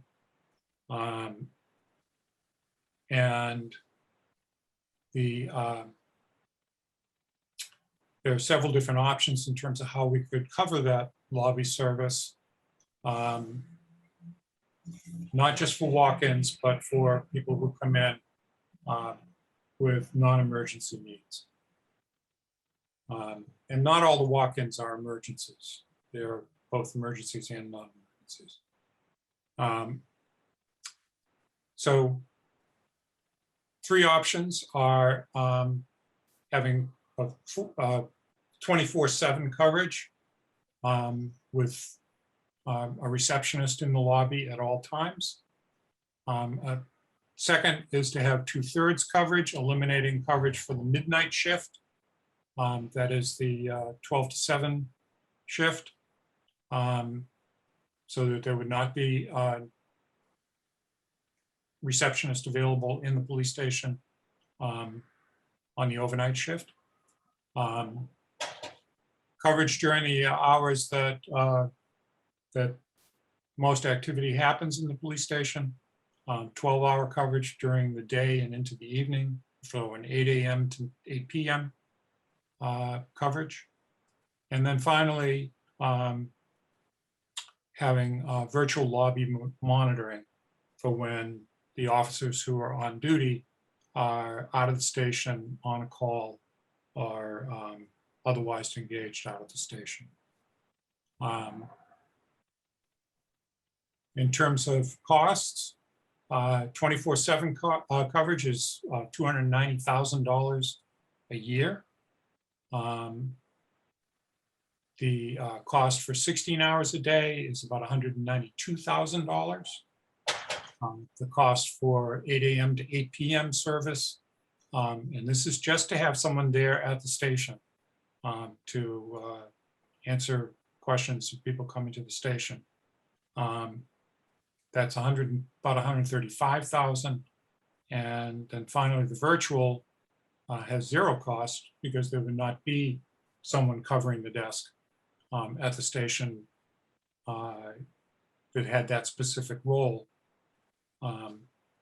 And for the virtual, and in fact, for any coverage that is less than 24/7, there would be a one-time capital cost for installing a secure lobby. That capital cost was voted on during our annual town meeting, and it passed on the warrant for the budget. So that money has been budgeted from the town meeting.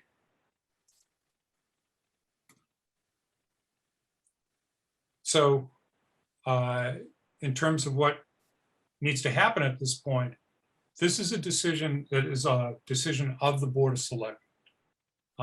It's a policy decision for the town, and is something that the Board of Selectmen needs to take up in balancing our fiduciary responsibilities to the town in terms of cost and our responsiveness to the town in terms of what citizens would most like to see.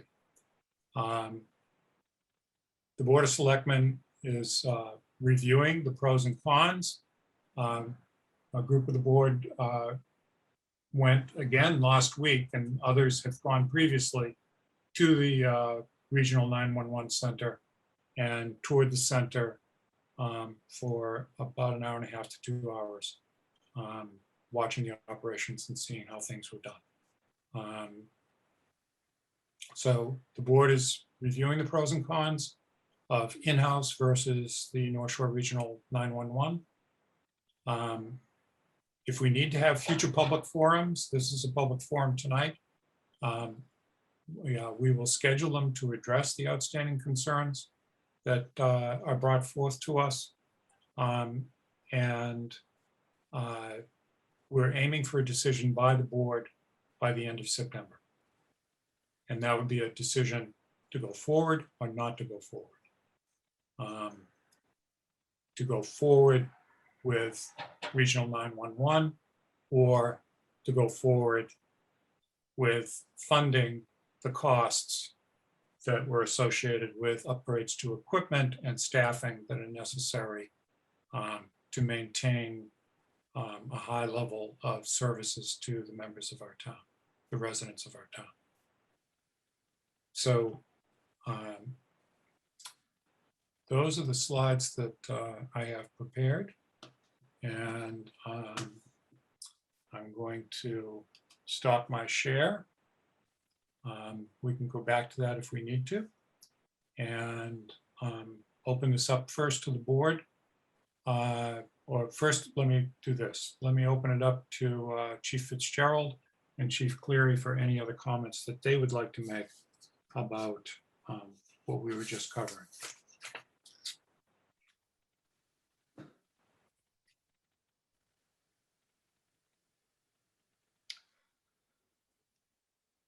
Jeff, would you like me to go first?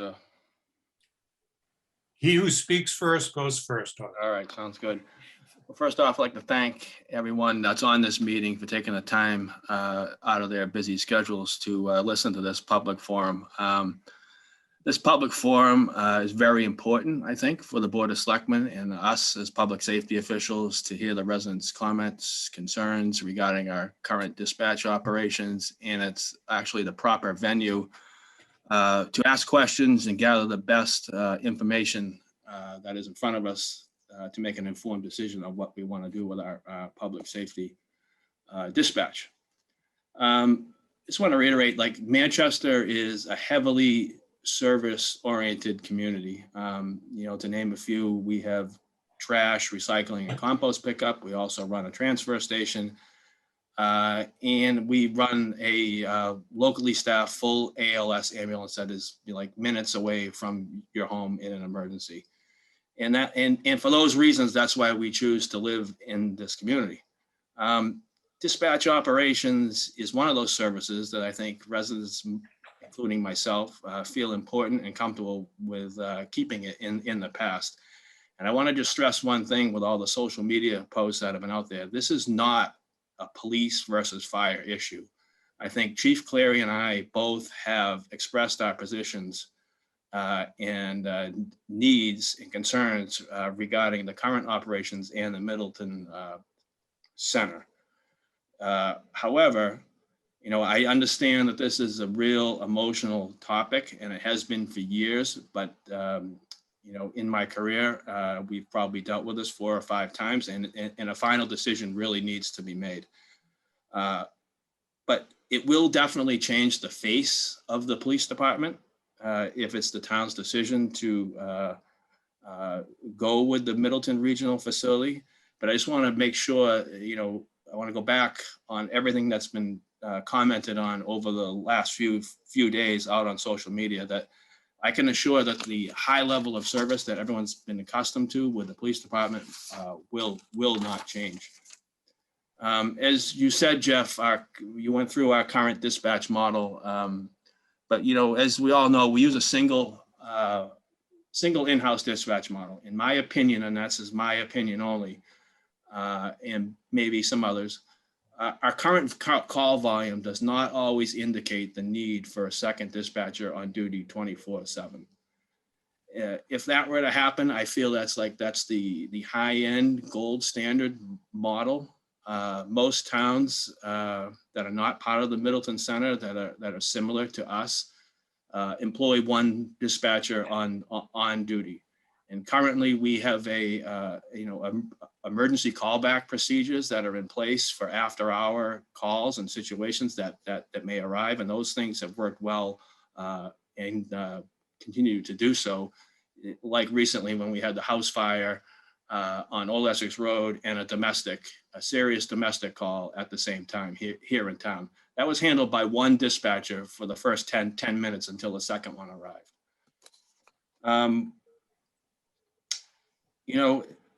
In my January 11th memo to the board, my recommendations were obviously, like you said, to have all dispatchers on a 4-2 rotation work schedule. And that's consistent with today's industry standards. We need to definitely add a 4th full-time dispatcher if we were to stay.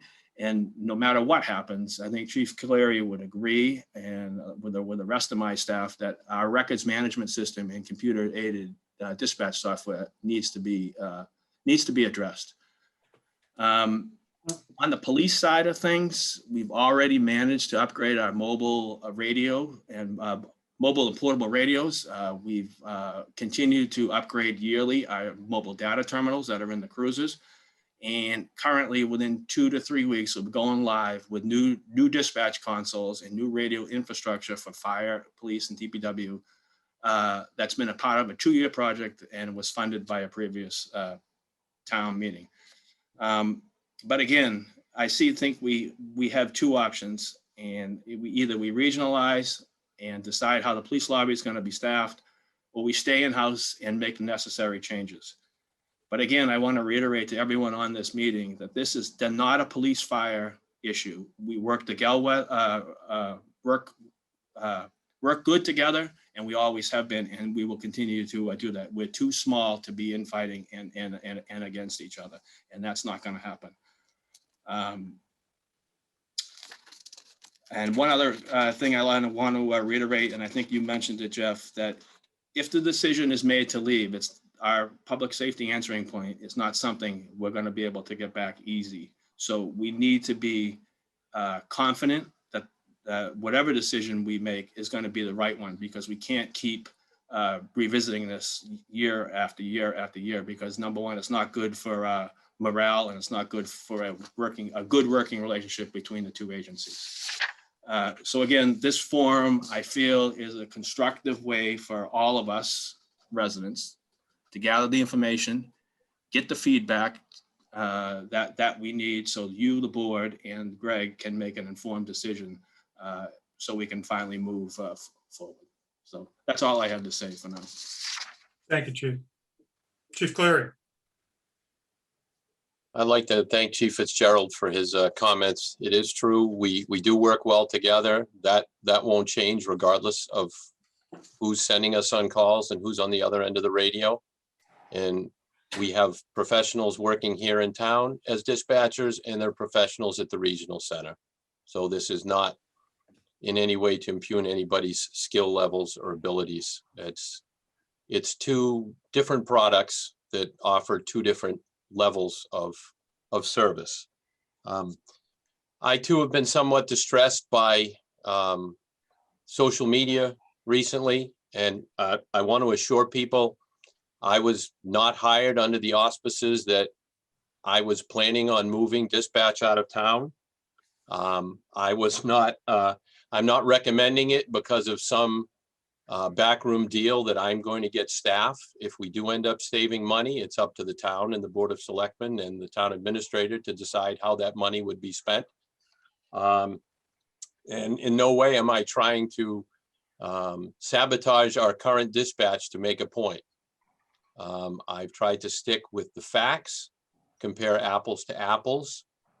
The biggest thing I see with respect to the two levels of service is the degree of safety.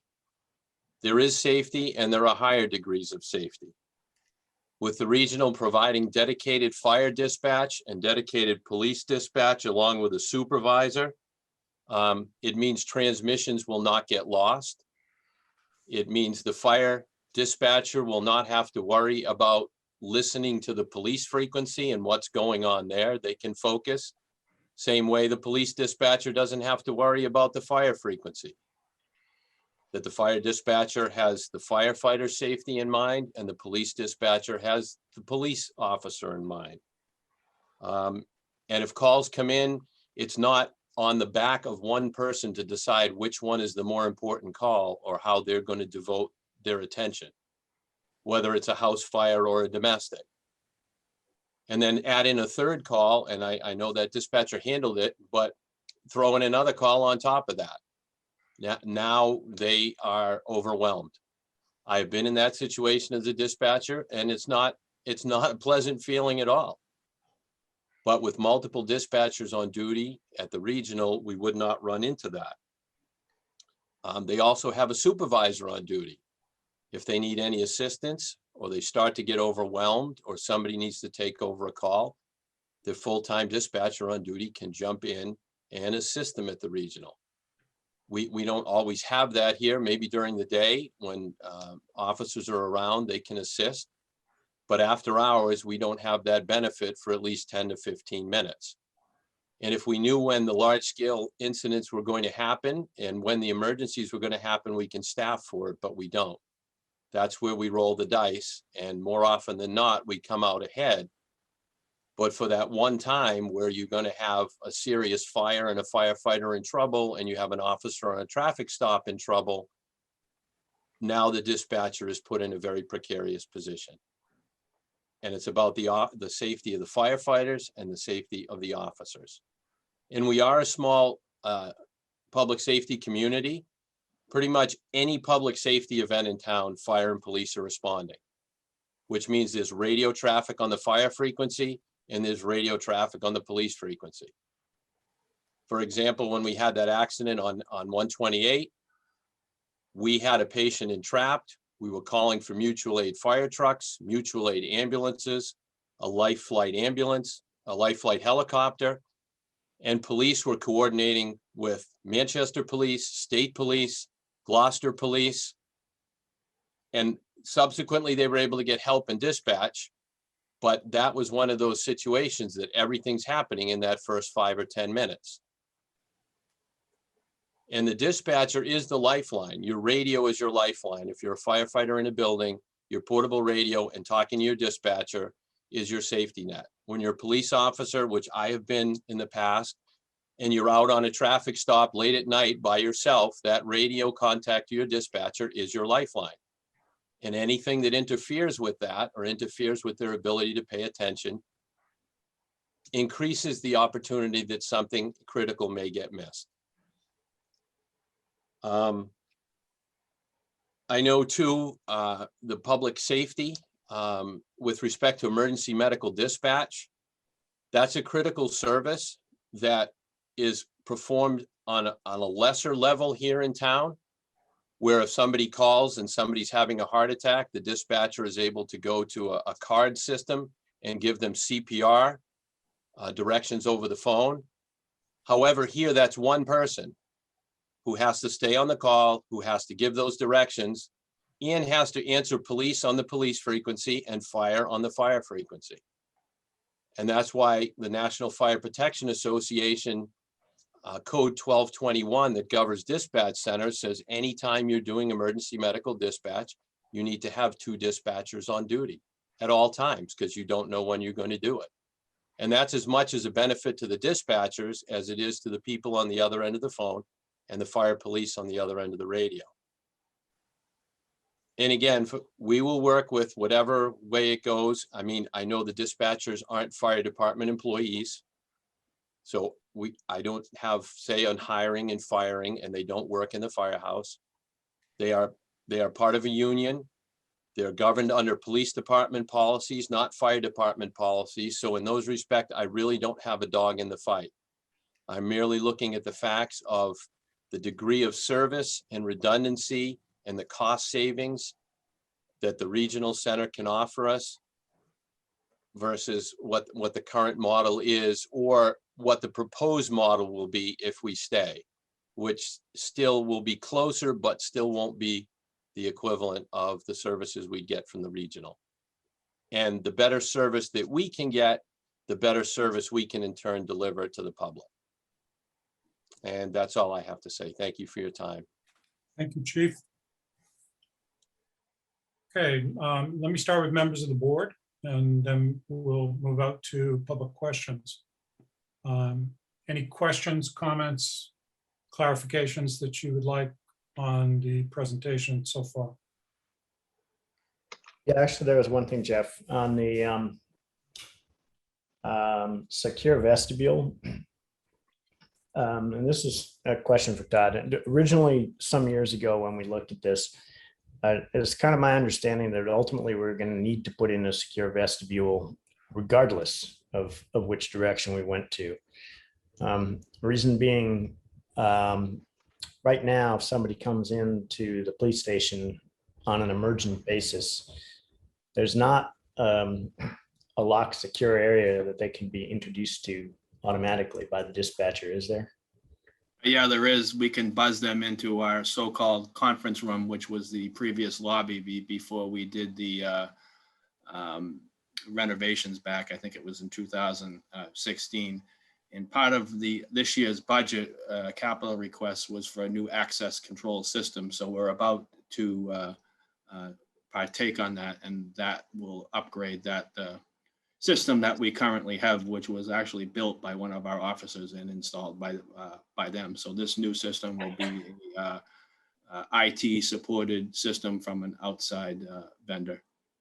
Okay, so that'll allow them to have the inside door locked when they're buzzed into that room, so the person going in wouldn't have the ability to access the town hall and police station at that point. Yeah, that is correct. This new system will have an actually lockdown mechanism where they can lock down the entire police station at once. Okay, thank you.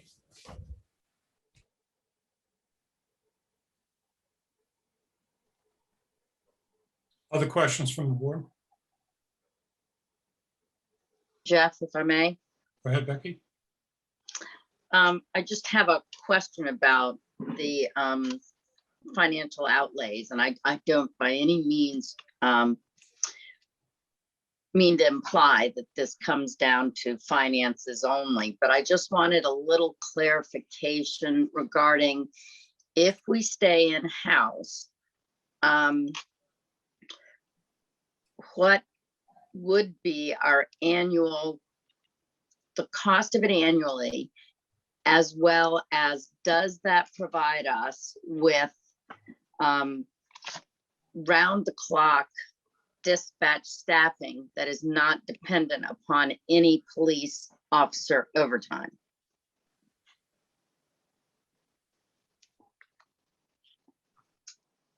All right, let me make sure I understand your question.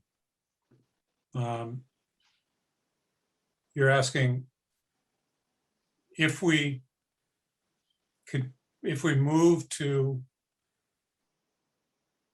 reinforce the system that we have now and maintain in-house dispatch. Is there any part of that option that would not require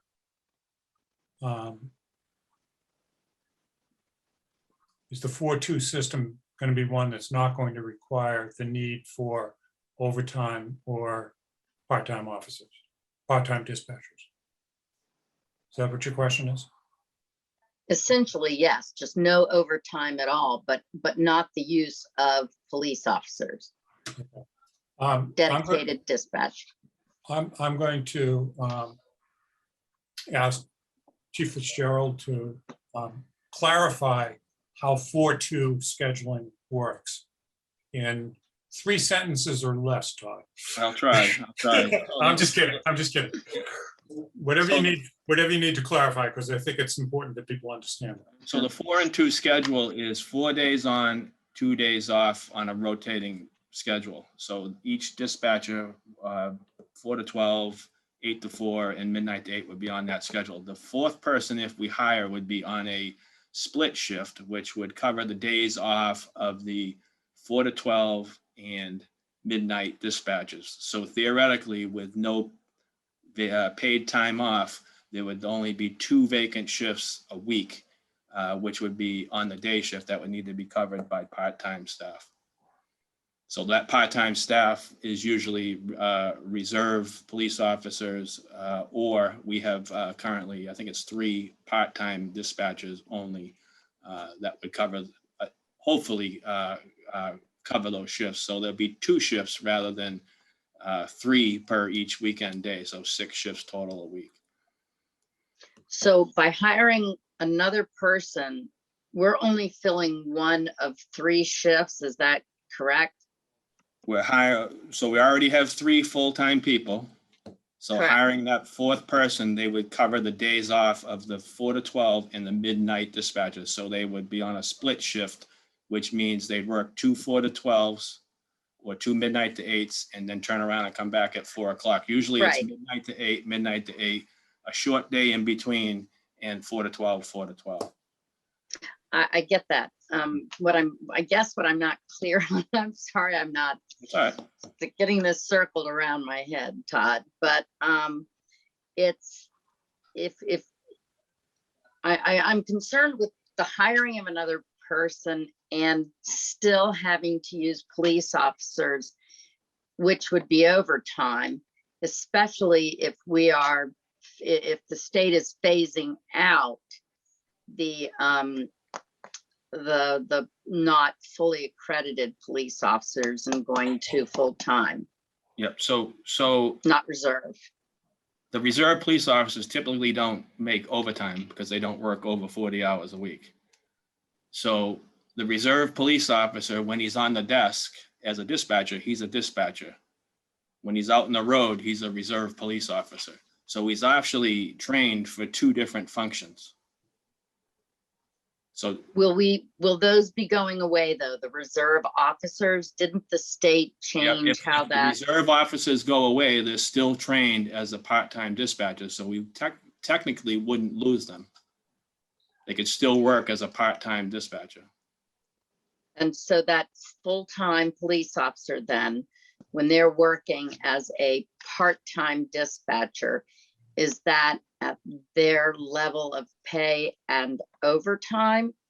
That's when a full-time, we only have 2 or 3 full-time police officers that are trained, that maintain their training as a dispatcher. That was an option given to them, I think, back in 2016 or 17. that they could maintain it if they wanted to, because we were trying to get away from obviously police officers on Right. the desk because of the overtime cost. But they are basically used if we cannot fill it with a full-time, with a part-time dispatcher. So if we can't, it's those police officers are paid at police officer overtime pay, correct?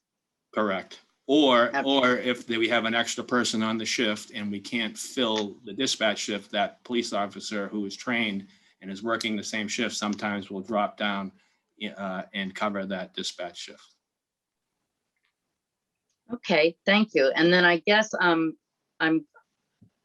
this is probably more for Greg, this next question, but it's looking, if we look to staying in-house, what is our all-in annual cost? I know that will change probably yearly, but just what are we looking at for Greg, for a ballpark figure for a year? So from an operating perspective, it'll increase, it'll likely increase a bit, but not significantly. So we're just over 400,000 all in right now. We would still continue to receive the 911 grant. So our net cost right now is in that 335, 336 range. Does our net cost go up to 350 if we hire a new full-time person? But we will be offsetting that by less overtime. So you have higher costs with the full-time person because of the benefits. But it's offset by not having as much overtime. You're not going to eliminate overtime, but you won't have as much. You're still going to have some backfilling. Nonetheless, I would say if I was guessing, our net cost, maybe increasing in the $30,000-$40,000 range at the outer limit. We will incur more capital costs. Certainly the CAD system. The CAD system is the biggest piece of that going forward. The computer aided dispatch is what CAD stands for. So that's close to a $200,000 capital cost. We need that regardless. We need to have a better system anyways. We've been holding off a bit, just waiting for this decision. Because it would, if we do go regionally, we have some alternative options there. But in any case, the capital costs in the $200,000 range initially, and then over the next four years or so, an additional 60,000 plus for upgrading other equipment needs. So even if we go to the regional dispatch, we're going to have to replace our CAD to somewhere around 200,000. No, it just depends on how we work with the regional center. The chiefs could probably speak more specifically to that. Yeah, So I they- can they- speak to that. We won't need the CAD if we go to the regional because they have it. The CAD's only necessary if we stay here. Thank So you mo- for So all the clarifying. capital costs will occur when we stay. Almost, and Greg can correct me, almost all the capital costs will disappear because those upgrades will all be absorbed by the regional center. Yeah, I Thank you think for clarifying.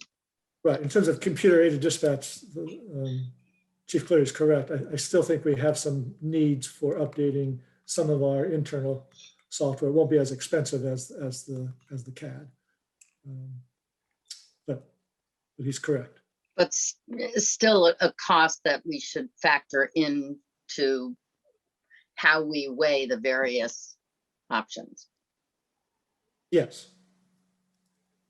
Thank you. Everybody, all done for now. Any other board questions? I have a question, Jeff, actually a question of both chiefs. And I think there are 5 communities now that are associated with this regional dispatch operation up in Middleton. 2 of the communities I know are proximal to us, Essex and Wenham. I know that every community has its own relationship as to what the regional group is going to do and when and what they're going to keep in-house. Everybody's got an individual kind of arrangement. And if we were to go that way, we'd have our own arrangement too. But I assume that both of you have spoken with your colleagues in these other communities. Maybe it's not just Essex and Wenham, maybe it's some of the others. And I don't know how long they've been there, if they've been there for 1 year or 2 years or longer. I'm curious what they've told you. And either one can go first. What Well, their I experience has been. can speak to, I'm pretty close with Chief Francis. I know the new chief in Wenham, Chief DiNapoli. And I believe all of them have gone to the regional system because of financial reasons. They all say, to me anyway, that there were a lot of startup issues in the past. Some of the issues have been corrected, and a lot of equipment that was promised is either delayed or has been delayed, but ultimately they finally got, I guess, what they needed. The Topsfield chief, I know very well. His comment to me was if he could return to his own center, he would, but the Topsfield's decision was strictly financial. So I've talked to the chiefs on the fire side. The benefit for all of them has been financial. I know for Middleton, it allowed them to put an extra firefighter on the floor and either riding the engine or the ambulance when their dispatch went away. But all the communities that I have spoken with said they haven't had any issues.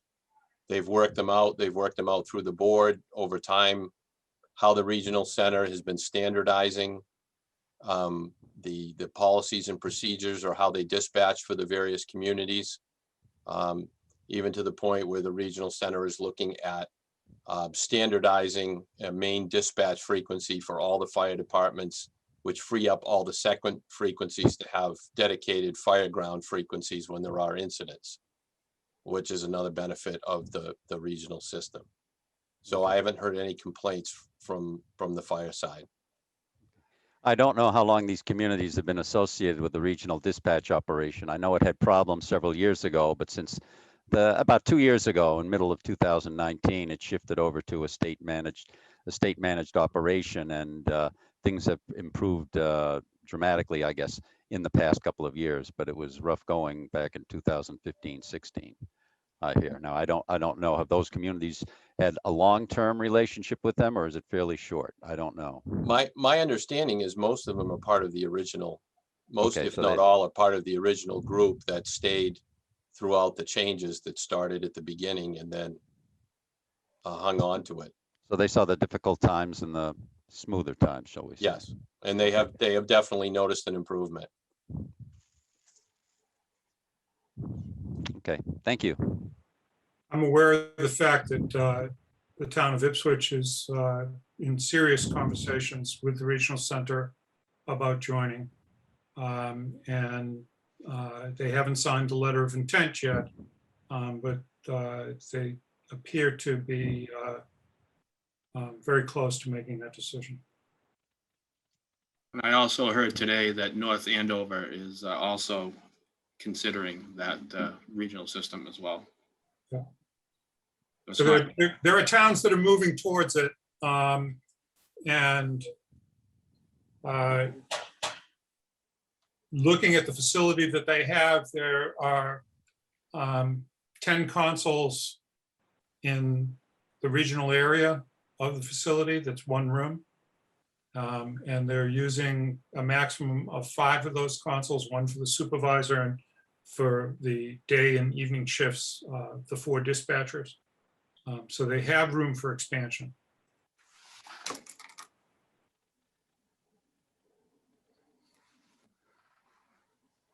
Okay. John, any other questions? I'm good for now. Thanks, Jeff. Okay, Ann? My only question at the moment is for Chief Fitzgerald. In the 4-2 system, how do you handle holidays and vacations?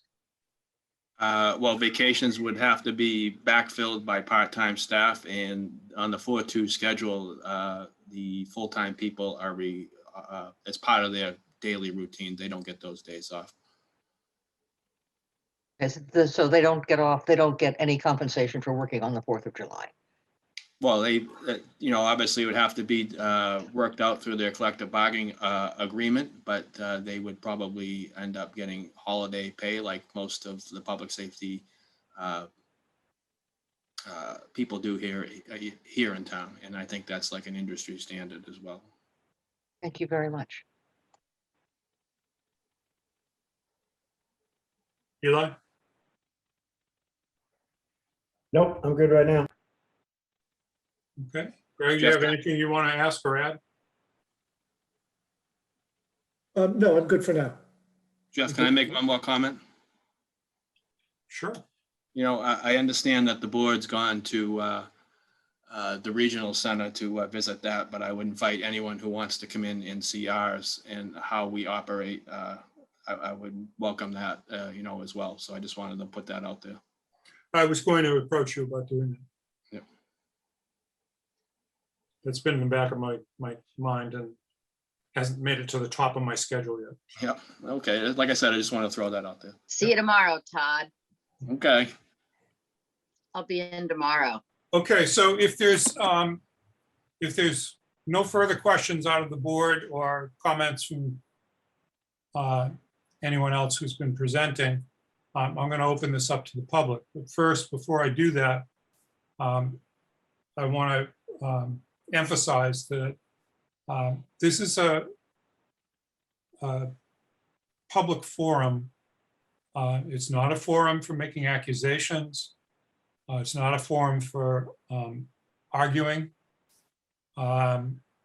It's very different than the Facebook forum that exists in this town and that I do not and will not participate in. And I am going to hold people to a level of civil discourse. Looking at the two people who have their hands up right now, I don't expect that that's going to be a problem, but I'm going to hold people to a level of civil discourse. And if you start to move outside the boundaries of that, I will give you a clear warning once, and then I will mute you. Okay, so I want to keep this as a clear, fact-based discussion of what our options are, what we're facing, what the costs are, and what options we give up by taking either of the two routes. The other comment I wanted to make was about this is not outsourcing dispatch. This is a different model, and I think Chief Fitzgerald framed that very nicely. This is a different model of doing dispatch that provides us with, the regional center provides us with some things that we don't have in town. So having said that, I'm going to open it to comments from the public. I'll start with John Carlson and then go to Sarah Mellish because you both had your hands up. Let me start with John. Go ahead, John. You want to unmute yourself and identify yourself and where you live. Sure. My name is John Carlson. I live at 9 Walker Road, Manchester, Mass. First, I'd like to say thank you very much for everybody's presentation. Chief, Fire Chief, Police Chief, you guys spoke very well. And Jeff, your presentation in the beginning was very good. I have really two questions. No accusations, no arguing. The first question is, Jeff, when you were talking in your presentation, I believe, and I'm using the term I believe, I heard you say that when somebody calls 911 from their cell phone, that it's automatically routed to a separate dispatch center and not to the local one. Okay, I can respond to that. You want to hold your second question? Let me respond to that. Yes. Okay. That would be outside the limits of Manchester by the Sea. If you call 911 and you're inside the GPS limits, that's how these things get identified, of Manchester by the Sea, and your cell signal is not straying into Essex or straying into Hamilton, then your call will go to the dispatch center at our police station, the 911 cell call. Okay. In the general community of Middlesex County, except in those towns and cities that have their own dispatch, they serve 911. The regional center serves 911.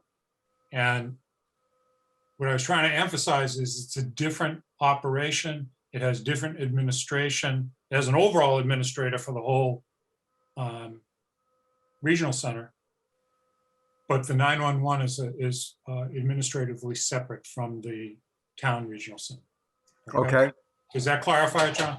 Yes, it does, because it just makes it clear that even in our current situation, you could still be living in Manchester, and if your cell signal strays to a different area, it's going to get picked up by the regional, which then in turn is going to map it back to Manchester. Correct. Okay. So the second question is, and this goes to Chief Fitzgerald, is we were looking at technology. If you look at technology, technology turns over very fast. We're talking about a short-term, very much needed now, new CAD equipment, other additional software upgrades. The state is offering 10 years. So if I had to ask you, Chief, the two chiefs actually, if you had to look 10 years out, how many times do you foresee the costs for upgrading your CAD and your hardware? Because if we're really looking at this, I believe we should be looking at the costs over 10 years. Mm-hmm. And it looks like we're only looking at short-term hardware, software costs and not the estimated costs over 10 years. Yeah, John, I can respond to that. So the system that the regional has and the system that most police departments and fire agencies are going to is called IMC. I believe they were bought out by someone else, so I'm not exactly sure what that company is now, but they've had those for years and years and years, and you wouldn't have to necessarily buy or purchase a new system. I think you would have to have software updates similar to what we do now. We've had our current system since 2000 or the end of 1999. So it's not something that we need to continually purchase. It's just something, our system is that old and outdated, and we need to be up where everyone else is. So it's not something we're purchasing, like say 5 years down the road or 8 years down the road. It's a system that we would buy and hopefully last a long time with software upgrades. We're currently working on almost like a old DOS system that we navigate through with the F1 and F2 keys. This new system is all Windows based. Okay, great. So thank you for clarifying the end of life on these systems, both the old and the new. Jeff, I'm all set and willing to hand off. Thank you very much, John. Okay, Sarah Mellish, I'm glad to see you here because I was going to try and explain what happened at the FinCom meeting when you deliberated on this, and perhaps you can enlighten us all. Thank you. That's why I was calling in, because when you started your presentation, I thought you were going to explain the FinCom decision. And I was going to botch that, right? No, I wasn't worried about that. So the Finance Committee looked at all of the options of moving to the regional center and made a recommendation that if we moved, we would select options 2 or 3 to cover 2 or 1.5 shifts of covering, using receptionists to cover the lobby. And maybe it was an existing employee, et cetera. We felt that 24/7 coverage was overly expensive because very few people come in overnight. And we felt the virtual lobby was not acceptable to the public. But also the reason we made the decision that it might make sense to move to the regional center is because we felt it was worthwhile to free up money to divert to other areas of public safety, that we need more firefighters available because the call firefighters don't respond. And we need 4 people on shift. If a house is on fire, you need 2 people to go in and 2 people out.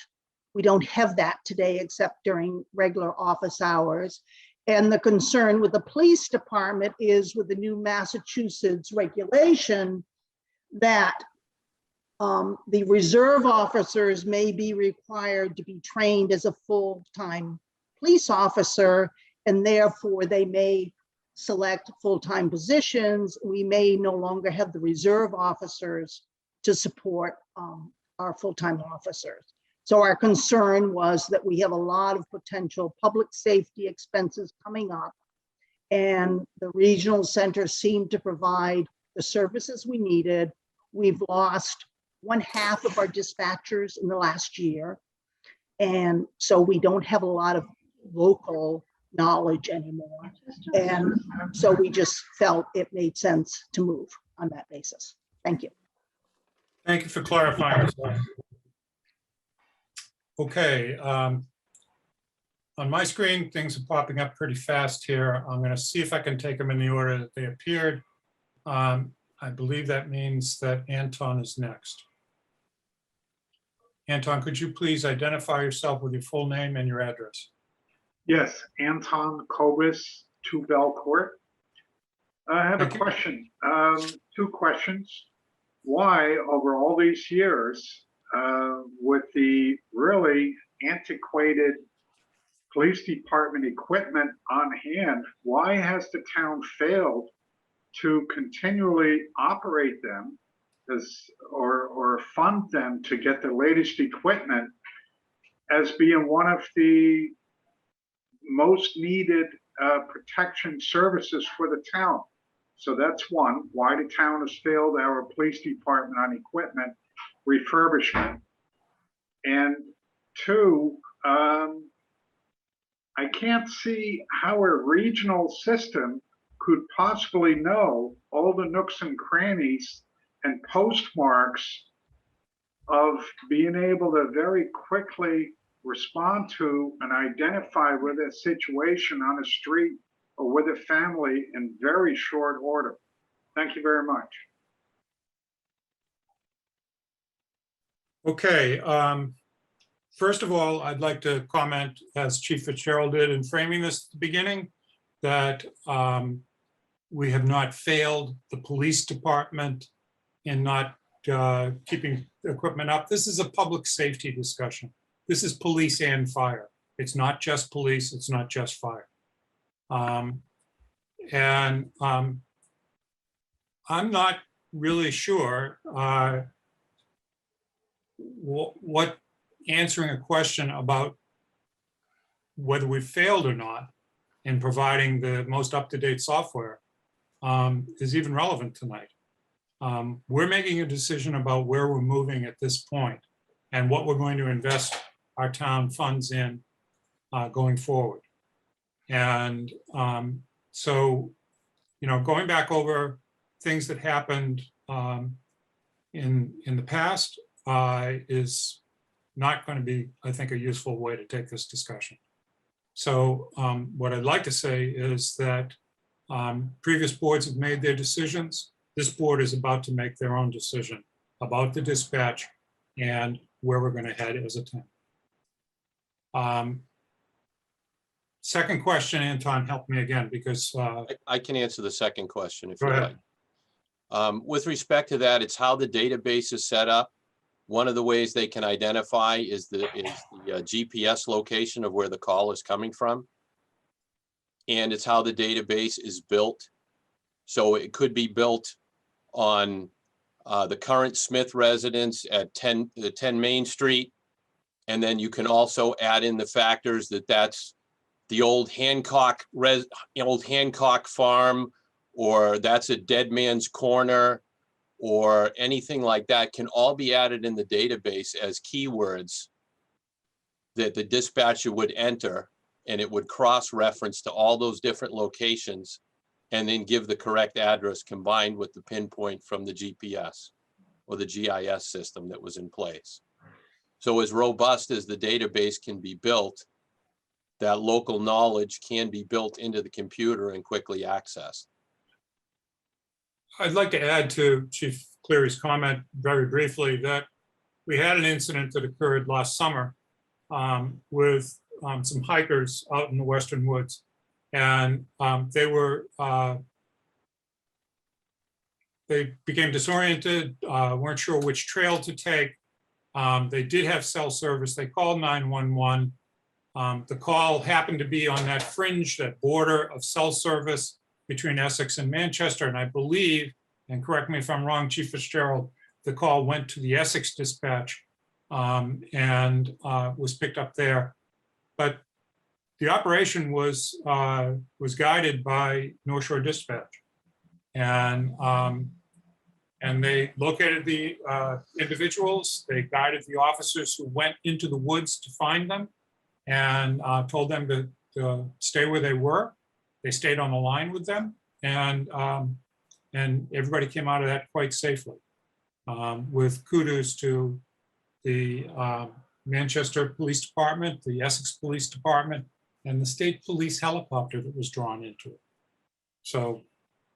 Yeah, Jeff, just a point of clarification on that. I think the original 911 call came into us and it was determined it was on that fringe and the GPS location was into Essex. So our dispatcher transferred it to the regional. Thank you. Thank you for clarifying that.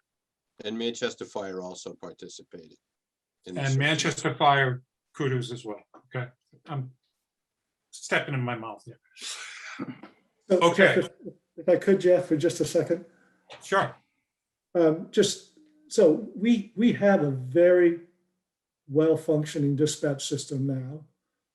We have excellent staff who are doing an excellent job for the town.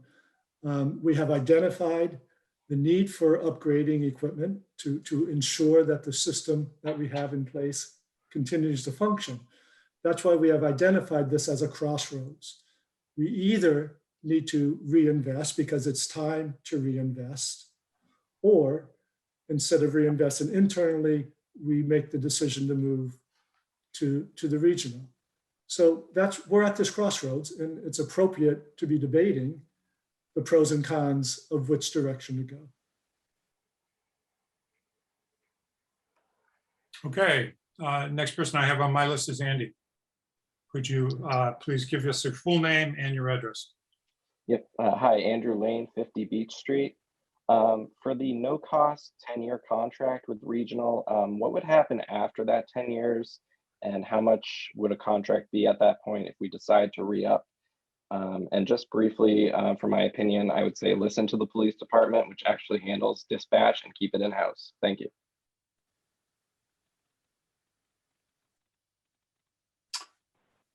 In terms of the cost beyond the 10 years, there's not a quoted cost from the regional center. It depends on where the operations are at that point. And, you know, if you asked me, what will our dispatch cost in 10 years?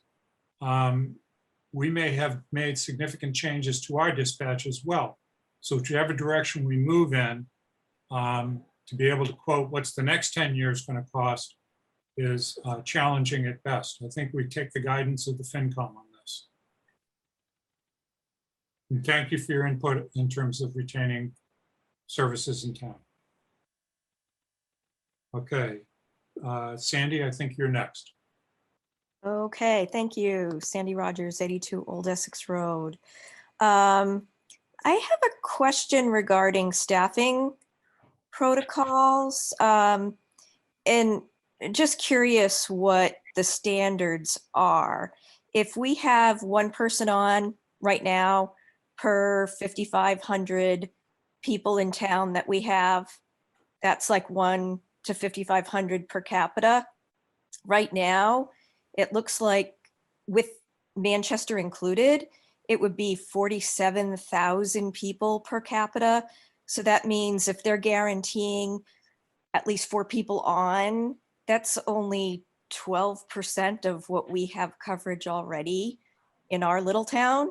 And then if they add Ipswich and North Andover, so is there some negotiations or what kind of say will we have into having the staffing up to the level, especially when they're saying that they guarantee that they stay on a call? That means one person has to stay on a call with someone and they're in all these other different towns.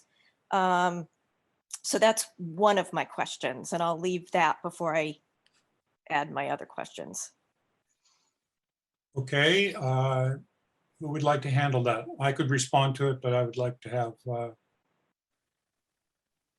any input from anyone else first.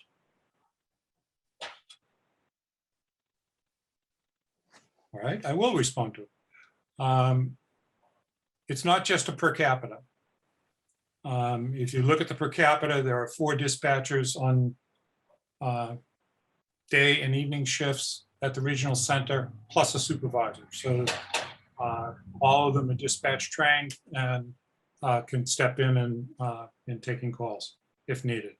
The issue is redundancy and having backup to a dispatcher who goes onto a call that requires more time and following through until services from either fire or police or emergency medical services can arrive, following through with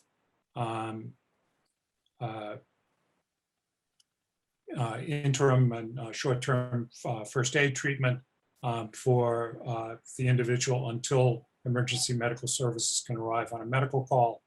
It's having the backup and having no split attention for that person.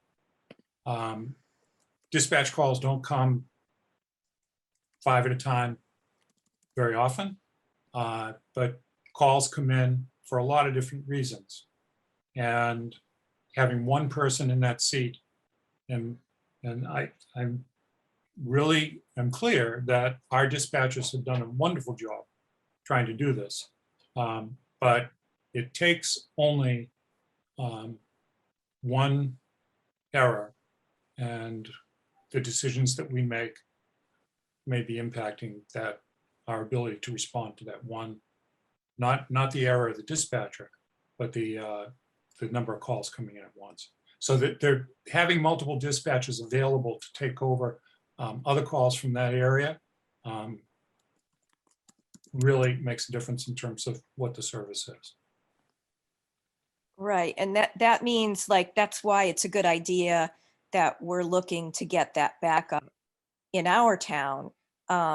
Going to 4 people per 50,000 people, that's still significantly less than if we even doubled who we had, if we did it on our own. I guess that's sort of the question on the numbers.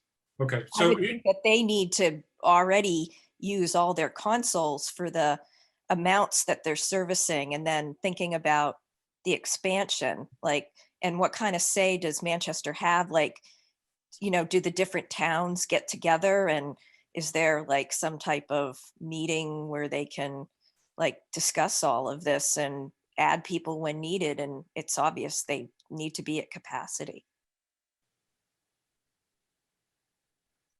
Chief Cleary? Yeah, I was going to say, it's not, certainly not based on the per capita. It's based on the amount of calls. Okay. And they determine up there the number of staffing they need to handle the number of calls. And should more communities come in and the number of calls they have to handle go up, then they would need to change their staffing model. And there's only using 5 consoles, but they have 10 available.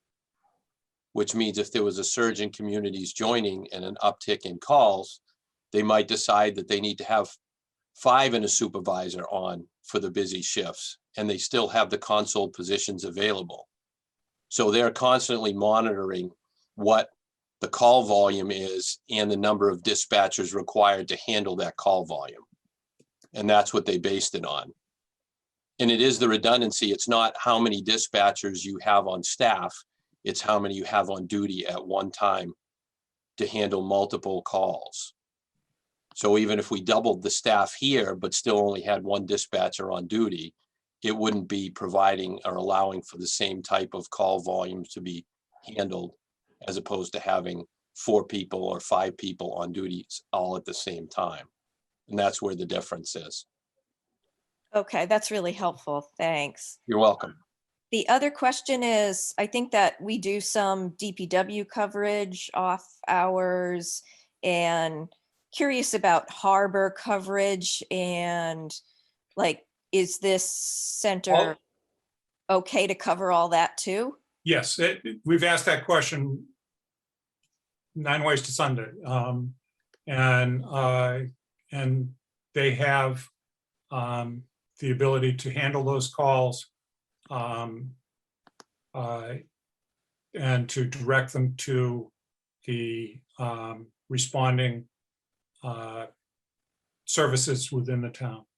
So in terms of DPW, there's a DPW worker who takes the phone and is on call. And our dispatcher would call that person if a DPW call came in. If it goes to services are moved over to regional dispatch, they would also handle it the same way. They would get in touch with the DPW Okay, great. on-call person. So yes, they're very aware of that, and they handle lots of different types of calls. In fact, in a phone call I had with somebody from the dispatch center to clarify a couple of things for tonight, he explained, if you let us know that you were having this big event and what the hours were of it, I would, our dispatchers would know that, and they could provide that information. Okay, great. So, it's an issue of us communicating with them what we need and being clear about our needs. Okay, and one really quick question, because I don't No, want to. Sandy, I'm going to have to stop you because I think. One question No, is, Sandy, I'm going to does have this to. have to be a 10-year commitment? It's just the. I'm sorry, Sandy, I'm going to have to stop you. You've had 2 questions and 4 or 5 minutes. I've got 5 or 6 other people waiting in line, and I'd like to give them an opportunity to ask the questions that they have. So the next person that I have up is Ray. I think Ray went off. Okay. JM, could you please unmute yourself and identify yourself by full name and location? Evening, sir. Unfortunately, due to my job with the government, I'm unable to actually provide that information publicly. So I do apologize greatly. Okay, if you can't provide the information, I'm not going to allow you to speak because I need to know that you're a resident of this town. So good night.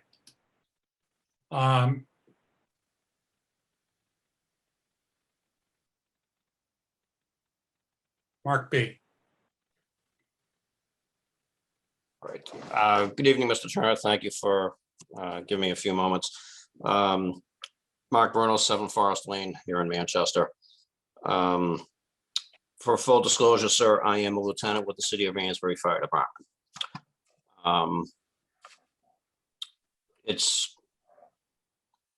It's no secret we haven't been exactly happy.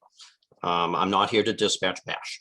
I will say that I have many personal friends who do dispatch there, former supervisors from when I was a dispatcher in private EMS that are there.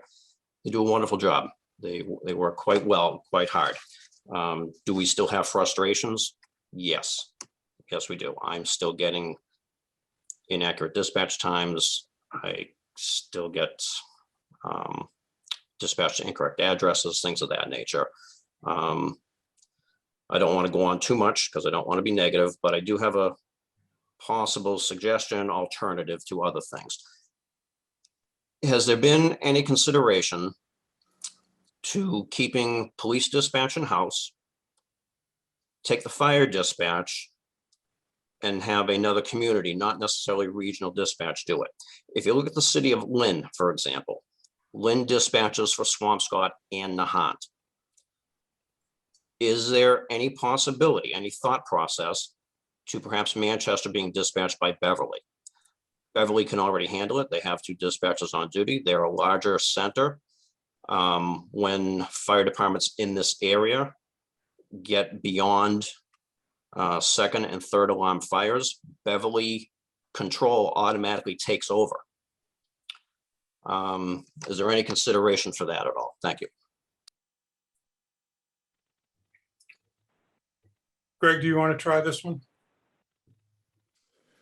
So it's not an option for the North Shore Regional 911.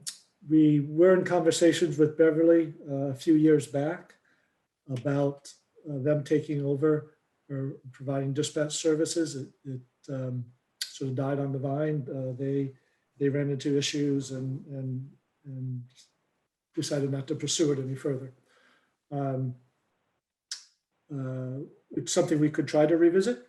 There'll be a cost. They won't do it for free.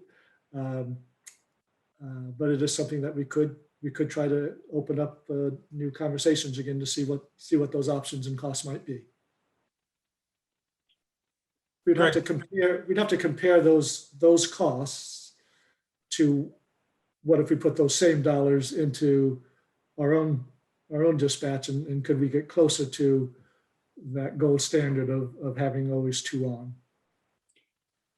No, of course, I do understand cost issues. I just hope that Manchester doesn't have some of the issues that we have had. The biggest one for me is on the firefighter safety issue. With respect to working on a fire scene, we move our frequency. Those of us who are on the fire ground move to a fire ground channel. We have fire ground red, fire ground white. Those are 2 tactical channels that most of the North Shore and Southern New Hampshire have. For us, regional dispatch cannot monitor those channels. The infrastructure does not exist. So if one of my men calls a mayday, the dispatcher will not hear it, and that puts extra emphasis on the incident commander to hear that. There are many articles people can look at. There have been many mayday calls that have been missed by the incident commanders over the years, where an astute dispatcher has picked it up. So I hope that Manchester would have that kind of issue. I mean, we're surrounded by granite and ledge. I mean, I don't have cell service on Singing Beach, and the area is wide open. So I'm hoping these things don't interfere with our necessary radio communications. Chief Cleary. Could you unmute yourself? Sorry, thought I clicked it. I understand what he's talking about the fire ground frequencies. Up until recently, had we gone to the fire ground frequency, our dispatch wasn't able to monitor that frequency either. It's recently been added in to the consoles. And I have been talking with the advisory board for the regional center, and along with Assistant Director Ryan, and they are moving towards the ability to have that fire ground frequency managed within the departments that they manage, they dispatch for. So it is a known concern, and is in the process of being addressed both here and through the regional center. Okay. Thank you for your question, Mark. The next person I have on my list is Sheila. Could you please identify yourself with your full name and your address? Sheila Hill, 2 Running Ridge Row. My apologies, I was late to the meeting. I did not see the overheads. But I wanted to just pose a quick gold standard question to whomever has a calculator. So, let me start with Chief Fitzgerald. As I hear the ideal, if you had a magic wand scenario for yourself, you would like between, or it would cost us to have 2 dispatchers and the software upgrade and new radios, whatever, cost us between 300,000 and 500,000 perhaps this coming year to get up to a gold standard. Perhaps the same thing is true if we gave Chief Cleary $500,000. He'd feel comfortable with his safety capacity in Manchester. So they were looking at $1 million to spend on our police and fire safety. Seems to me that's less than 3% of our budget. We're up around 36 million. Is that correct for our annual budget? Greg, 36 Yeah, you're in that ballpark, yes. So as much as I have listened, I don't see why this community can't annually commit 3% of its budget to police and fire safety.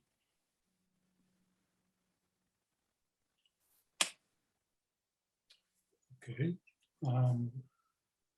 Greg, do you want to respond to that, or do you want me to take it? Well, so another million, right, is another 3%. That's on top of the 3 million we're already spending on public safety. So now you're up to 4 million, which may be an appropriate amount to be spending on public safety. That's a community decision for sure. You know,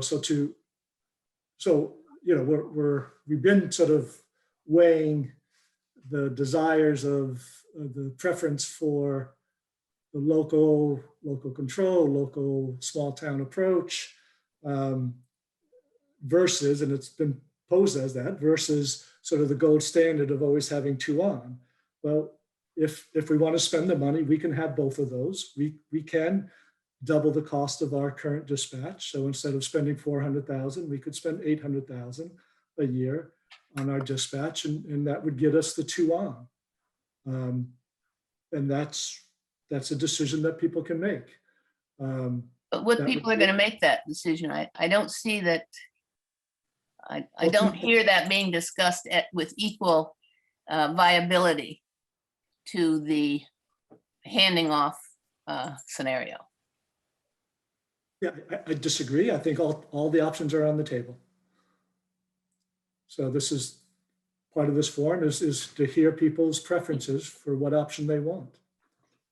That's why those numbers were presented at the beginning and walked through so carefully by Jeff. So I think we are considering all the options, and if that's the decision, that's a valid decision. So you know, we have other challenges too. So we have the other challenges of staffing both police and fire that are looming for us. Becky referenced it, or perhaps Sarah referenced it in terms of not having the call firefighters to rely on. So does that mean we need to have 4 firefighters on 24/7 because we don't have the call? If we lose our reserve officers because of the new requirements for them all to be fully academy trained, and they're getting full-time jobs and not going to hang around for the reserve position. So we may need to hire more on the police side too. Now, again, that's a choice. We can decide to spend, well, we can spend $5 million on public safety if that's what the voters wish. That's fine. Yep. It's okay. Thank you. Thank you, Sheila. Next person on my list is Amy Battis. Hi, I'm Amy Battis and I live at 23 Desmond. Thank you. In an effort of full disclosure, my father was part of the decision-making team at Beverly Fire Dispatch when the regional center first went in. He was part of making the decision not to join.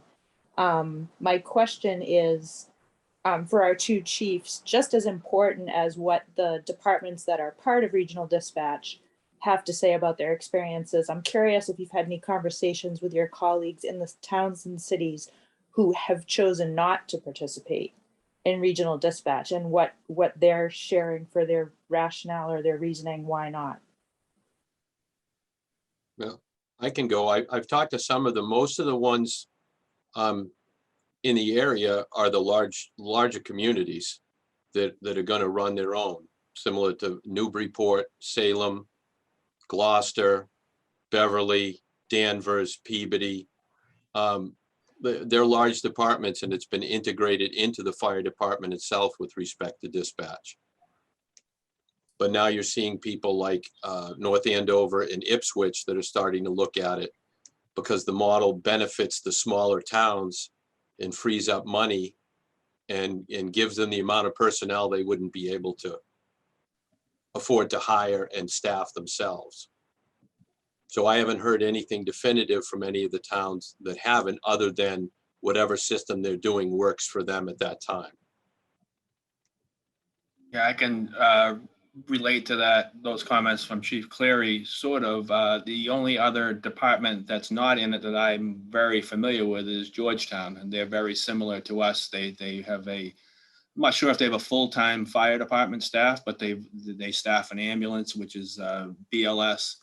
And the police department is similar size to ours. And the chief over there, who I'm pretty close with, says that they are happy with their current system. The townspeople are happy with their current in-house system, and that's why they have just not moved to the regional center. Okay. Okay, thank you. Thank you. Thank you, Amy, for your question. The next person on my list is Jeff. Hi, Jeff Delaney, 10 Ancient County Way. I have two questions. My first question is, if we were to enter into contract with Middleton, and down the road we had problems with quality of dispatching or the equipment they provide, would we have some kind of recourse to either straighten that out or for them to, I mean, we're not paying anything for the service, so what really kind of recourse could we have? I can respond to that partially. The path to leaving is to join another regional, that you would have to hook up with another town to create your own region.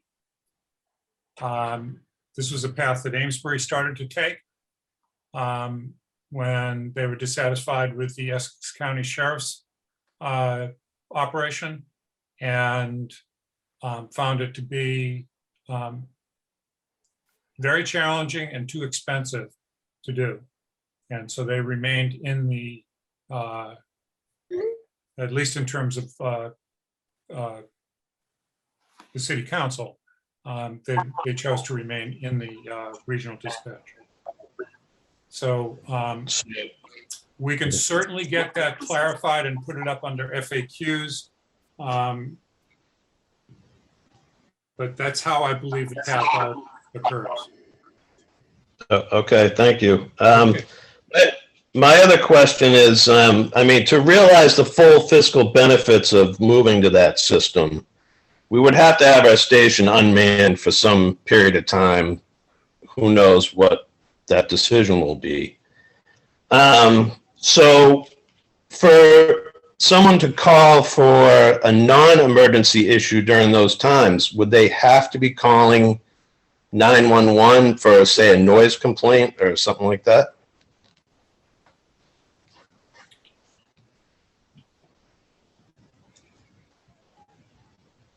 No, you can still call the 1212 number and it would be answered.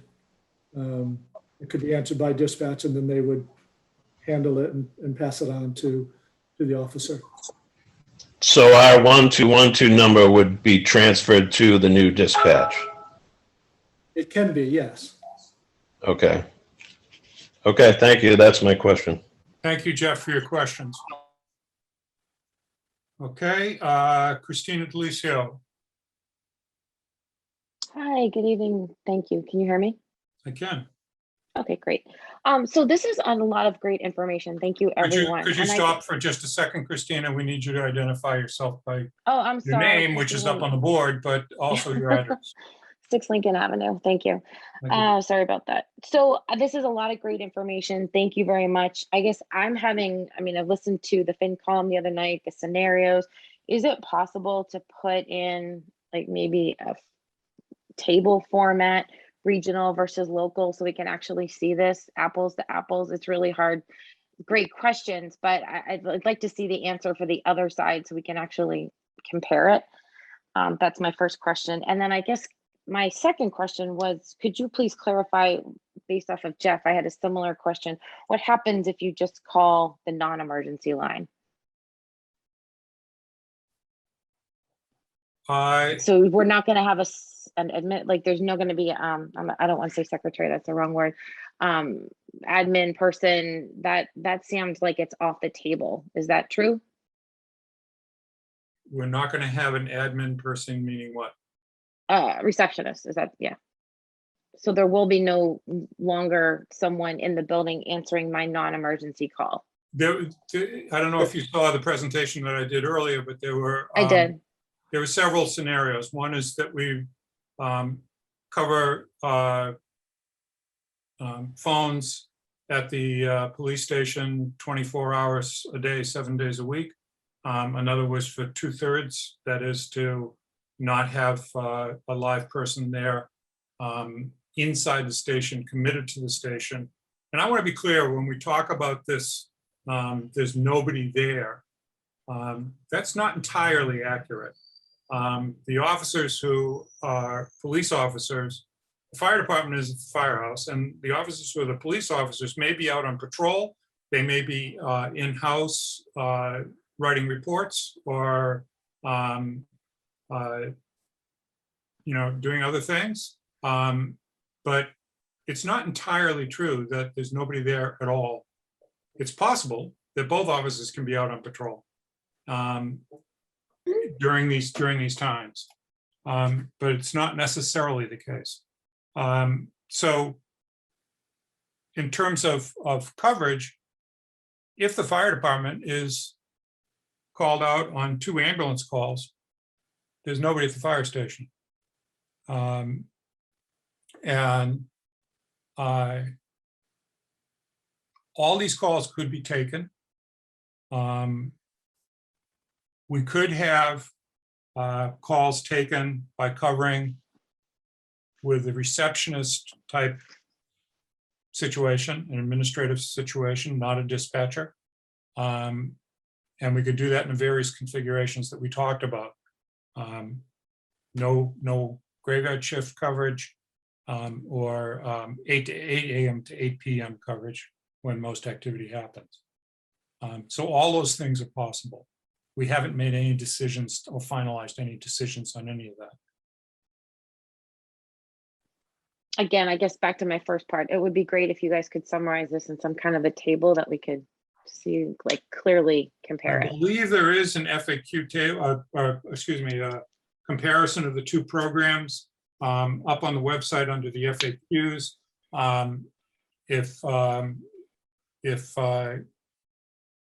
I'll take a look at that and see whether we need to reconfigure it so that it's clearer. But I believe that that's there. Is that correct, Greg? I did read that. It's just not easy to compare. Just a minute. I just asked Thank Mr. you. Fed, excuse me, I asked Mr. Fetterspiel a question. I'd like him to answer it. So as you said, Jeff, we have the FAQ. There's also the summary of operations and the comparison. We can also put up the slides that you used this evening. up on the website as well. And we can take another look to see what additional side by side. I mean, it's important to us, Christina, that the information is presented publicly as clearly as possible.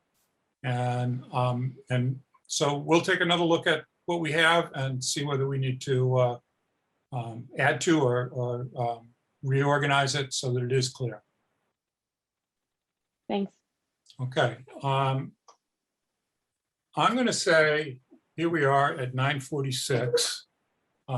We still have strong participation in terms of 68 people listening in or participating in this conversation tonight. But I don't see any hands up right now. And well, I take that back. Kathy Bellata. So we'll take Kathy, and then I'd like to try and bring some closure to this. Okay. So Kathy, if you could identify yourself, first and last name, and your home address, I'd appreciate that. Thank you very much, and I will be brief. This is Kathy Bellata, 21 Pine Street. First of all, I do want to thank the board and Town Administrator Federspiel for looking at this issue very fairly and with data. Two comments. One is that I agree with the prior speaker that it would be extremely helpful to have a kind of a table format with the financials at least 5 years out. I think one of the first public speakers mentioned that the cost information, while helpful, didn't look at the cost for a 5-year or a 10-year plan. Mhm. And I do have the background in this area from a slightly different perspective. I'm a former information technology and shared services executive for a Fortune 100 company. And so I have a lot of experience looking at these types of business cases. And I just want to support the two prior comments that at least a 5-year financial plan looking at the specific details categorized by level of service expected and the metrics that the regional center is currently performing at. Those would be really helpful details, I think, for the citizens to better understand that you are truly comparing apples to apples. Because when these types of regional service agreements go forward, if they are not successful, it's usually due to misaligned expectations. And so the devil is in the details, and it is my hope that the Board of Selectmen and Town Administrator have significantly more detail than what has been shared through the FAQ and the other documents on the website. And I think that would help the citizens understand quite a bit. Thank you very much. Thank you, Kathy. Sean Daly.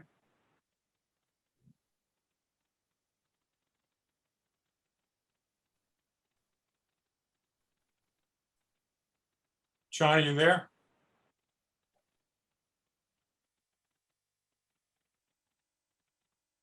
Okay. I'm going to stop there. And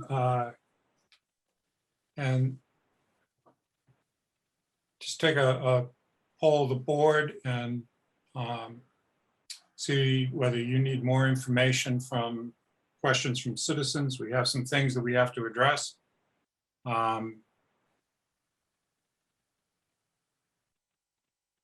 How's the board doing?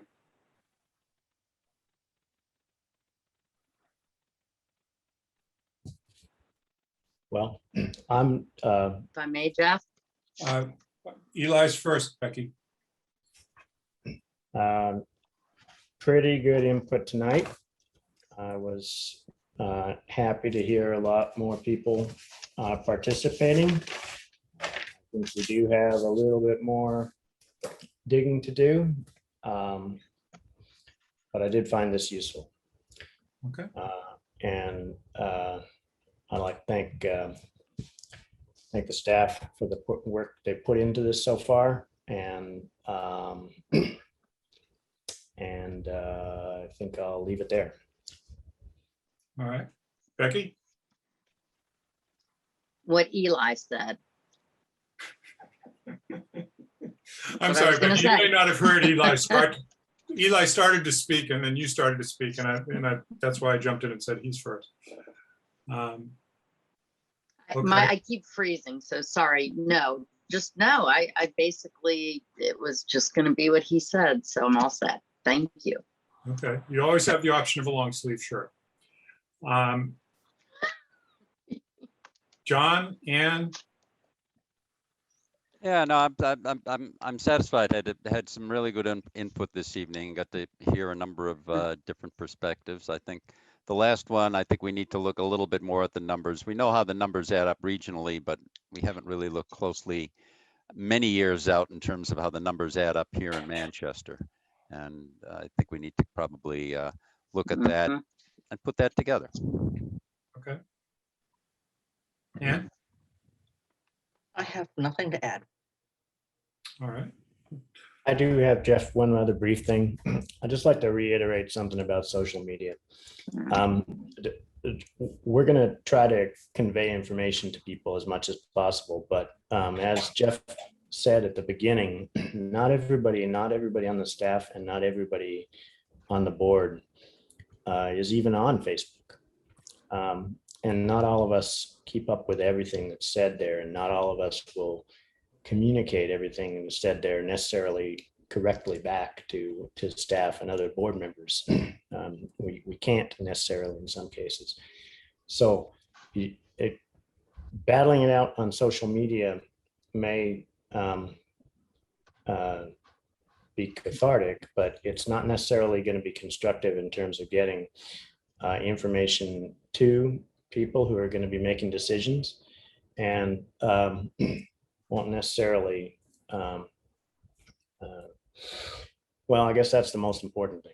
It won't necessarily get your questions answered correctly, and it won't necessarily inform the people who are actually going to be making the decisions. So the best thing to do is to come to these public forums or talk to board members and staff individually. And you can participate on social media if you want, but just be aware that if you do, it doesn't necessarily mean that you have been heard to the extent that you should be heard. Okay. Chief Fitzgerald, Chief Cleary, is there anything that you wanted to comment on before we start?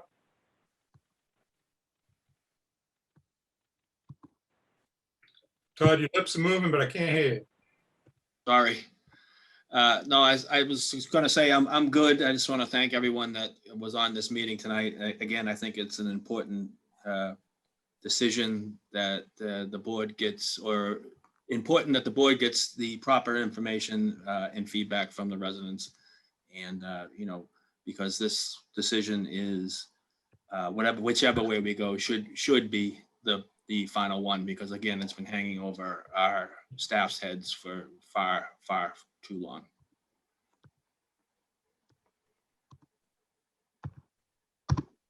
The only couple comments I'd have, I agree with Chief Fitzgerald about it coming to a conclusion, and that'll be good.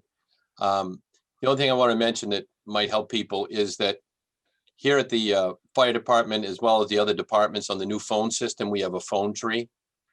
So if we're not here and somebody calls, they can leave a message for me in my box. They can leave a message for the duty shift. And if it's an emergency or a non-emergent call, they can press a button and immediately get a dispatcher to speak to. And that system can integrate with what the regional offers. So you can still leave a message. You can still get a message to us. Again, our station is dark every time we go out. We have several walk-ins during the day, people looking for trench permits and building permits and fire inspections. And they come, and if we're not here, they either leave a note, they come back later, or they call and leave us a message on the phone, and we call them back. So we're still able to communicate with the public, because we don't have an administrative assistant or a secretary sitting up front at any point. So, but I do thank everybody for their time and their participation this evening. Mr. Fetterspiel? I'm good, Mr. Baldwin Turner. I thought everyone presented well and spoke well, and it was a good evening of listening and learning. I would really like to thank the people who came to listen and the people who came to share their ideas and their concerns. I think that this was a positive discussion and covered a lot of different areas. We've got some work to do. I'm thinking that we're probably going to be having another community forum, certainly before we make this decision. And that's going to be sometime before the end of September. So, and you know that you can also email us and raise questions that you have. We'll try and address them as we can. But I appreciate everybody's efforts to stay focused and on task. And I apologize to the people that I had to stop. But I wanted to make sure that we got as much of a broad participation as possible. So with that, I'm going to move back to our agenda because we do have an agenda. And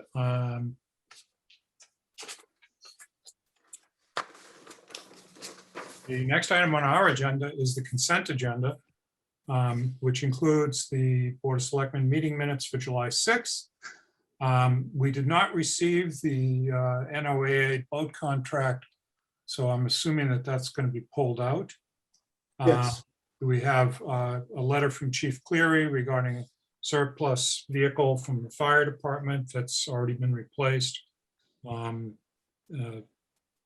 elderly pickup truck that he wants to have go out to surplus. And another request for waiving potential conflict of interest concerns involving town consultants, which has been reviewed by the town attorney, and the town attorney has signed off on that waiver. So is there any questions, holds, or whatever that you would like out of the consent agenda? Just have a question, if I may, about the item number 4, which was the conflict of interest. Yes. I didn't see anything about that. Were we supposed to have actually seen something? No, so it's standard procedure to, if we have already engaged a consultant, and if they want to work with residents in town on a slightly different effort, then they check in with us to say, is it okay? Do you consider it a conflict of interest or not for me to work with the residents on their request? Great, thank you. No hold for me. Anyone else? Need a motion to take the 3 items of the consent agenda, not including the boat contract, and voting on those? So moved. Second. So moved by Ms. Harrison and seconded by Ms. Jakes. Discussion? Roll call. Ms. Harrison, Yes. Mr. Round, Yes. Ms. Jakes, Yes. Mr. Bowling, Yes. Mr. Bodman Turner votes yes. Okay, town administrator's report. Yes, I think pretty self-explanatory here. As I mentioned, we had a good visit with Representative Moulton. He was viewing the Central Street Culvert and Sawmill Brook Restoration Project proposals. We do have a FEMA grant application in for $4.5 million to help with that project. It'll be one of our larger infrastructure projects in recent years. So we're hopeful that we will be successful in that grant application. We will hear about that finally, a final decision come late fall, by December. If the funding comes through, we would be ready to move forward with the project basically a year from this September. It will be a disruptive project as we work on Central Street right next to Seaside One and where Sawmill Brook empties into the Inner Harbor. And so we will have to be creative on how we might mitigate some of the disruption that this project will cause. So we will be working on that as time gets closer. Obviously, if the funding does not come through, we will try to pursue some alternatives, or we may be asking to dip into that fund balance that we have, because it is a critical project, and it will. We've been able to patch the culvert for the last few years, but we're a bit on borrowed time, and so we do need to be moving forward on that fairly soon. So we'll keep our fingers crossed that funding comes through. Union contracts, we did not get ratification from DPW union, and I will have more on that to you soon. I did meet with them this afternoon and have some amended proposal for you to consider, but let me get that packaged up for you, and we can talk about it at the meeting. The 40B project, the SLV project, we have not heard yet from Mass Housing regarding project eligibility. We did hear from the Massachusetts Architectural Access Board, and they did issue a formal opinion stating that the project would be required to have accessible sidewalks. So they have issued that based on our request, and so that is a helpful step. Just one of many, but nonetheless a helpful step. And then as part of upcoming meetings, we need to look at my evaluation. We should have done that a couple months ago. Obviously, with everything going on, that did not happen. And so we do need to do that. It'd be helpful to me. I think it'd be helpful for the board. And then talk about a new contract as well. So that's all I need to go over this evening. Okay. Final item on the agenda is other matters.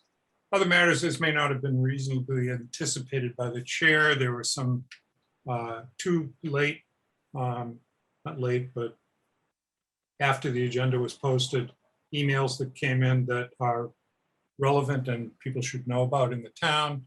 And that one in particular is that Steve Gang of the Conservation Commission, I want to draw your attention to the email that he sent out this afternoon at 4 o'clock. And that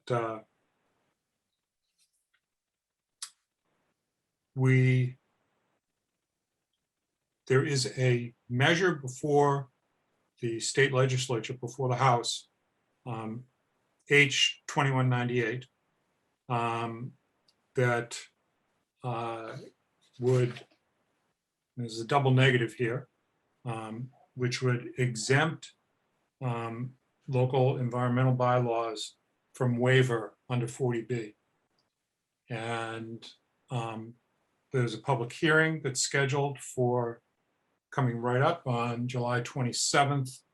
And we were sent a copy of that information regarding the public hearing. And if you wanted to submit comments, either in writing or wanted to submit to speak at the public hearing, that was all part of that package. The email that Steve sent out this afternoon, if you haven't seen it, it was This matter is deliberated before the Concom, who unanimously agreed to drafting a letter of support for H2198. Several commissioners provided points for that letter, which is nearly complete. And Steve Gang, who's the chair of the Conservation Commission for Manchester,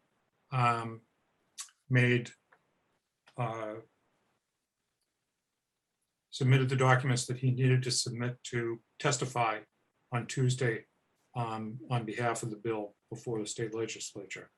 I think Manchester is well represented, and I really appreciate the Concom getting into this and presenting our concerns about having environmental waivers through 40B. The second issue is a much lighter tone, and that is that on September 25th at 2 p.m., the 375 committee has invited us to participate in the celebratory parade to end the 375 plus celebration. The tail end of this celebration has been going on for a COVID year and a year and a half. It's not on our agenda. I just wanted to bring that to your attention. And if you want to get to me as to whether you want to participate or not, that would be great. I don't think that's a matter that needs much public discussion. So with those matters in hand, I have nothing else. We've completed our agenda, and I would entertain. Jeff, may I? Jeff? May. Yes, you may. Sorry about that. I'm having really bad internet now. I wanted to ask, this is just bring up, I had Dave McDougall reach out to me several times now regarding auditorium chairs from the elementary school, which were trashed in the demolition. He wanted to know if anybody, he has I think 24 or 25, and he wants to know if there's any town group that would want them.